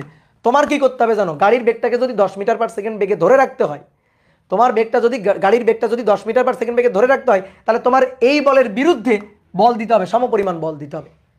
তাহলে এবার আমি যদি তোমাকে জিজ্ঞেস করি তুমি তাহলে কি করবা, গাড়ির বেগটাকে 10 মিটার পার সেকেন্ড বেগ ধরে রাখার জন্য, গাড়ির বেগ তো 8 মিটার পার সেকেন্ড বেগ হয়ে যাবে, 8 মিটার পার সেকেন্ড বেগ হইতে দেওয়া যাবে না।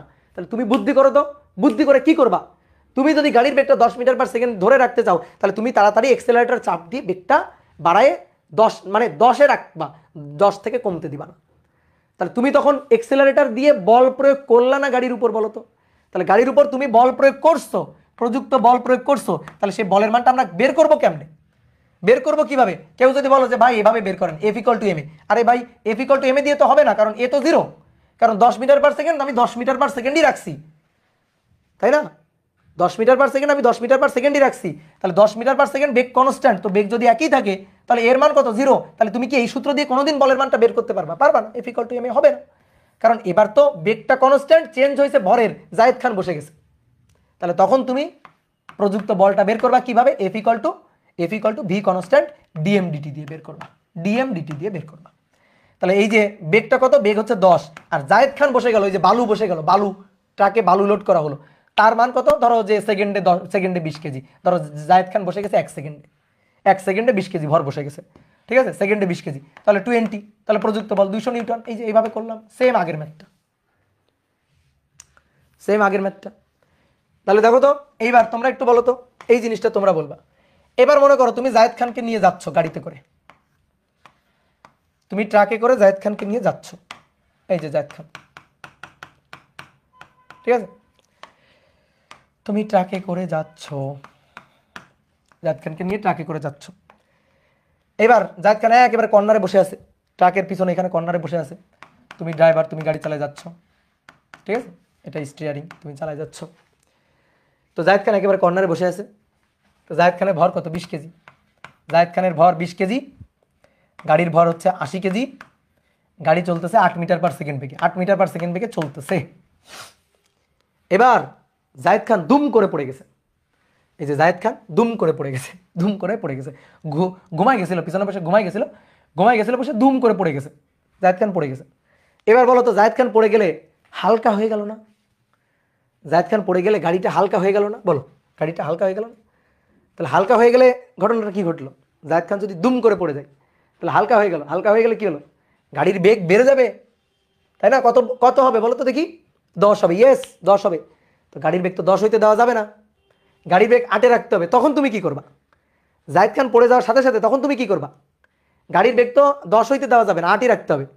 তাহলে তখন কি করবা? ইয়েস, আস্তে আস্তে ব্রেক দিবা, ব্রেক দিয়ে তুমি গাড়ির বেগটাকে 8-এই রাখবা, 8-এই রাখবা। তাহলে ভিটাকে কনস্ট্যান্ট রাখতেছো, দেখো তো ব্রেক দিয়ে, চিন্তা করো, দেখো এই যে ব্রেক দিয়ে ভি কনস্ট্যান্ট রাখছো, ভি কনস্ট্যান্ট রাখছো। তাহলে এবার যদি তোমার কেউ বলে এই বল বের করো, তা তুমি তখন লিখলা F = ma। তাহলে চিন্তা করো, ভি কনস্ট্যান্ট রাখতেছো, তাহলে তো এ তো 0, তাহলে এই সূত্র দিয়ে তুমি কোনোদিন বলের মান পাবা? আর একটা বলের মান বের হবে না। তাহলে এই ক্ষেত্রে বলের মান বের করার উপায় কি? উপায় হচ্ছে ভি dm/dt। তাহলে জায়েদ খান কি রেটে পড়ে যাচ্ছে সেটা dm/dt, আর বেগ কত সেটা বেগ ভি। এই হচ্ছে কাহিনী। তাহলে এইভাবে আসলে হিসাব নিকাশ করতে হবে, ব্যাপারটা হচ্ছে এইরকম। এই হচ্ছে উদাহরণ। তো জায়েদ খানের উদাহরণ দিলাম, এগুলো জাস্ট বোঝার জন্য, বুঝছো? ঠিক আছে, মূলত এই জিনিসটা আমাদের যে টপিকটা পড়তে হবে সেটা হচ্ছে রকেটের ক্ষেত্রে ইন ডিটেলস আমরা এই সূত্র নিয়ে হিসাব করব, ঠিক আছে? রকেটের ক্ষেত্রে ইন ডিটেলস আমরা এই সূত্রটা নিয়ে হিসাব করব, কোনো সমস্যা নেই। কি ক্লিয়ার? তাহলে ছোট্ট আর একটা ম্যাথ করি তো, আসো তো, জাস্ট ছোট্ট একটা ম্যাথ করে শেষ করে দিব আজকে। 6 নম্বর 7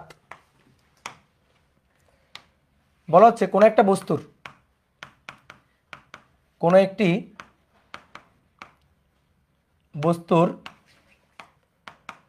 ভর m হচ্ছে 100-2t কেজি, ভর t হচ্ছে সময়, মানে ভর পরিবর্তনশীল ভর আর কি, ভর চেঞ্জ হচ্ছে, এবং বেগ v = 50t + 50 + 3t, 50 + 3t এত মিটার পার সেকেন্ড। এটা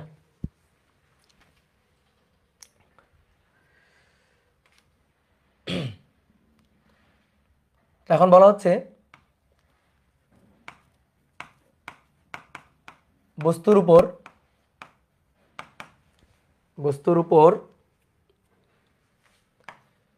t = 4 সেকেন্ডে প্রযুক্ত বল কত? t = 4 সেকেন্ডে প্রযুক্ত বল কত? বলো ভর কি? ভরটা কেমন ভর? পরিবর্তনশীল ভর। বেগটা কেমন বেগ? পরিবর্তনশীল বেগ। ভরটা পরিবর্তনশীল ভর, বেগটা পরিবর্তনশীল বেগ, তাই না? তাহলে বস্তুর উপর বল প্রযুক্ত হচ্ছে, প্রযুক্ত বল F। বলো কোন সূত্রটা লিখবো? ddt mv। ভরও কনস্ট্যান্ট না, টি আছে, সময়ের উপর নির্ভর করে। বেগও কনস্ট্যান্ট না, টি আছে, সময়ের উপর নির্ভর করে। তাহলে বলো কোন সূত্রটা লিখবো? কোন সূত্রটা? কেস 3। Good, very good. তাহলে এম কে রেখে ডিভিডিটি আর ভি কে রেখে ডিএমডিটি। তোমরা কেউ লিখবা না আগে? দেখো একটু মানগুলো এনে বসাই দিলেই তো কাজ শেষ নাকি? ডিভিডিটি মানগুলো এনে বসাই দিব, ভি ডিএমডিটি মানগুলো এনে বসাই দিব, বসাই দিলেই কাজ শেষ। তা আমাদের কয় সেকেন্ডে বলছে? টি ইকুয়াল টু 4 সেকেন্ডে প্রযুক্ত বল বের করতে বলছে। তাহলে আসো টি ইকুয়াল টু 4 সেকেন্ডে প্রযুক্ত বল বের করব। তাহলে আমাদের দরকার ডিভিডিটি। তো ভি যদি হয় 50 প্লাস 3টি, আচ্ছা একবারে এখানেই লিখি না, একবারে এখানেই যদি লিখি তাহলে এম ডিডিটি অফ বেগ ভি, ভি হচ্ছে 50 যোগ 3টি, এবার v DDT of m 100 minus 2টি। বুঝলা? তাহলে দেখো তো ভাইয়া, বোর্ডে দেখো এই যে ভি এর ফাংশন বসালাম, এম এর ফাংশনটা বসালাম। অনেকে বলতে ভাই এখানে কেন এম লিখলেন না? লিখতে পারো, কোনো সমস্যা নেই, ঠিক আছে? এখানেও তুমি এম লিখতে পারো, কোনো সমস্যা নেই, ঠিক আছে? তো আমরা বড় করতেছি না, আপাতত ছোট করে রাখি। এম দেখো, এম ডিডিটি অফ 50 প্লাস 3টি, 50কে করলে 0, ডিফারেন্সিয়েট করলে সময়ের সাপেক্ষে, প্লাস হচ্ছে 3, এই যে 3টি মানে 3। তারপরে ভি ডিডিটি অফ 100 মাইনাস 2টি, তাই 100কে করলে 0, মাইনাস হচ্ছে 2টি, তাহলে 2 ইন্টু টি মাইনাস 2 বাইরে গেল, টিকে টি এর সাপেক্ষে করলে 1। এইবার আসো এম আর ভি এর মান বসাবো। তো এম ইকুয়াল টু কত? 100। এবার লিখে আসো 100 মাইনাস 2টি ইন্টু 3 প্লাস ভি হচ্ছে 50 প্লাস 3টি এর সাথে গুণ হচ্ছে -2। এবার মান বসাও। কয় সেকেন্ডে চাইছে? 4 সেকেন্ডে, তাহলে 4 বসাও। তাহলে 100 বিয়োগ 2 গুণ 4, এর সাথে গুণ হবে 3, আর 50 যোগ 3 গুণ 4, এর সাথে গুণ হবে -2। তাহলে এবার এখান থেকে মান বের করব। তাহলে 100 বিয়োগ 4 দুগুণে 8 যা হবে, তার সাথে গুণ 3, এবার যোগ 50 যোগ 3 4 12 গুণ -2, 152 নিউটন। শেষ। এই যে 152 নিউটন। কি সহজ না? এই তো অনেকে উত্তর বের করে ফেলছো। গুড, ভেরি গুড, তোমাদের থ্যাংক ইউ। এখন তোলো, আমাদের আজকের পড়া এখানে শেষ। তোমরা এখন তুলতে পারো। তোমাদের অনেক কষ্ট দিয়ে ফেললাম।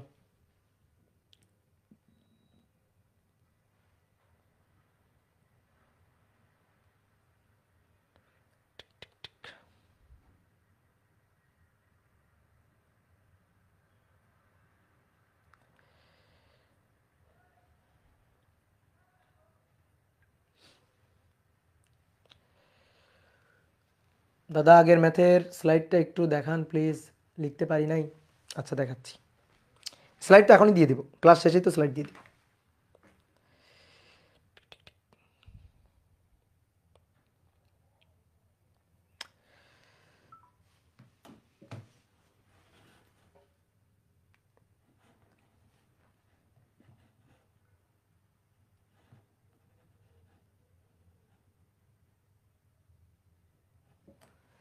দাদা 6 নম্বর ম্যাথটা একটু বের করেন। 6 নম্বর ম্যাথটা নো, এই যে 6 নম্বর ম্যাথটা নো।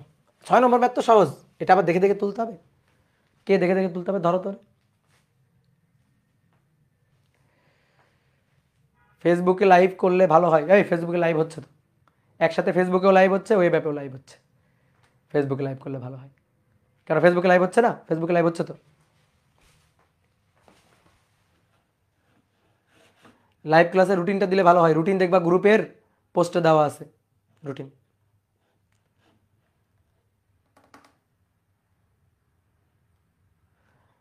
দাদা আপনার বইয়ের জন্য পেজে রিপ্লাই দেন না। বই তো নাই রে ভাই।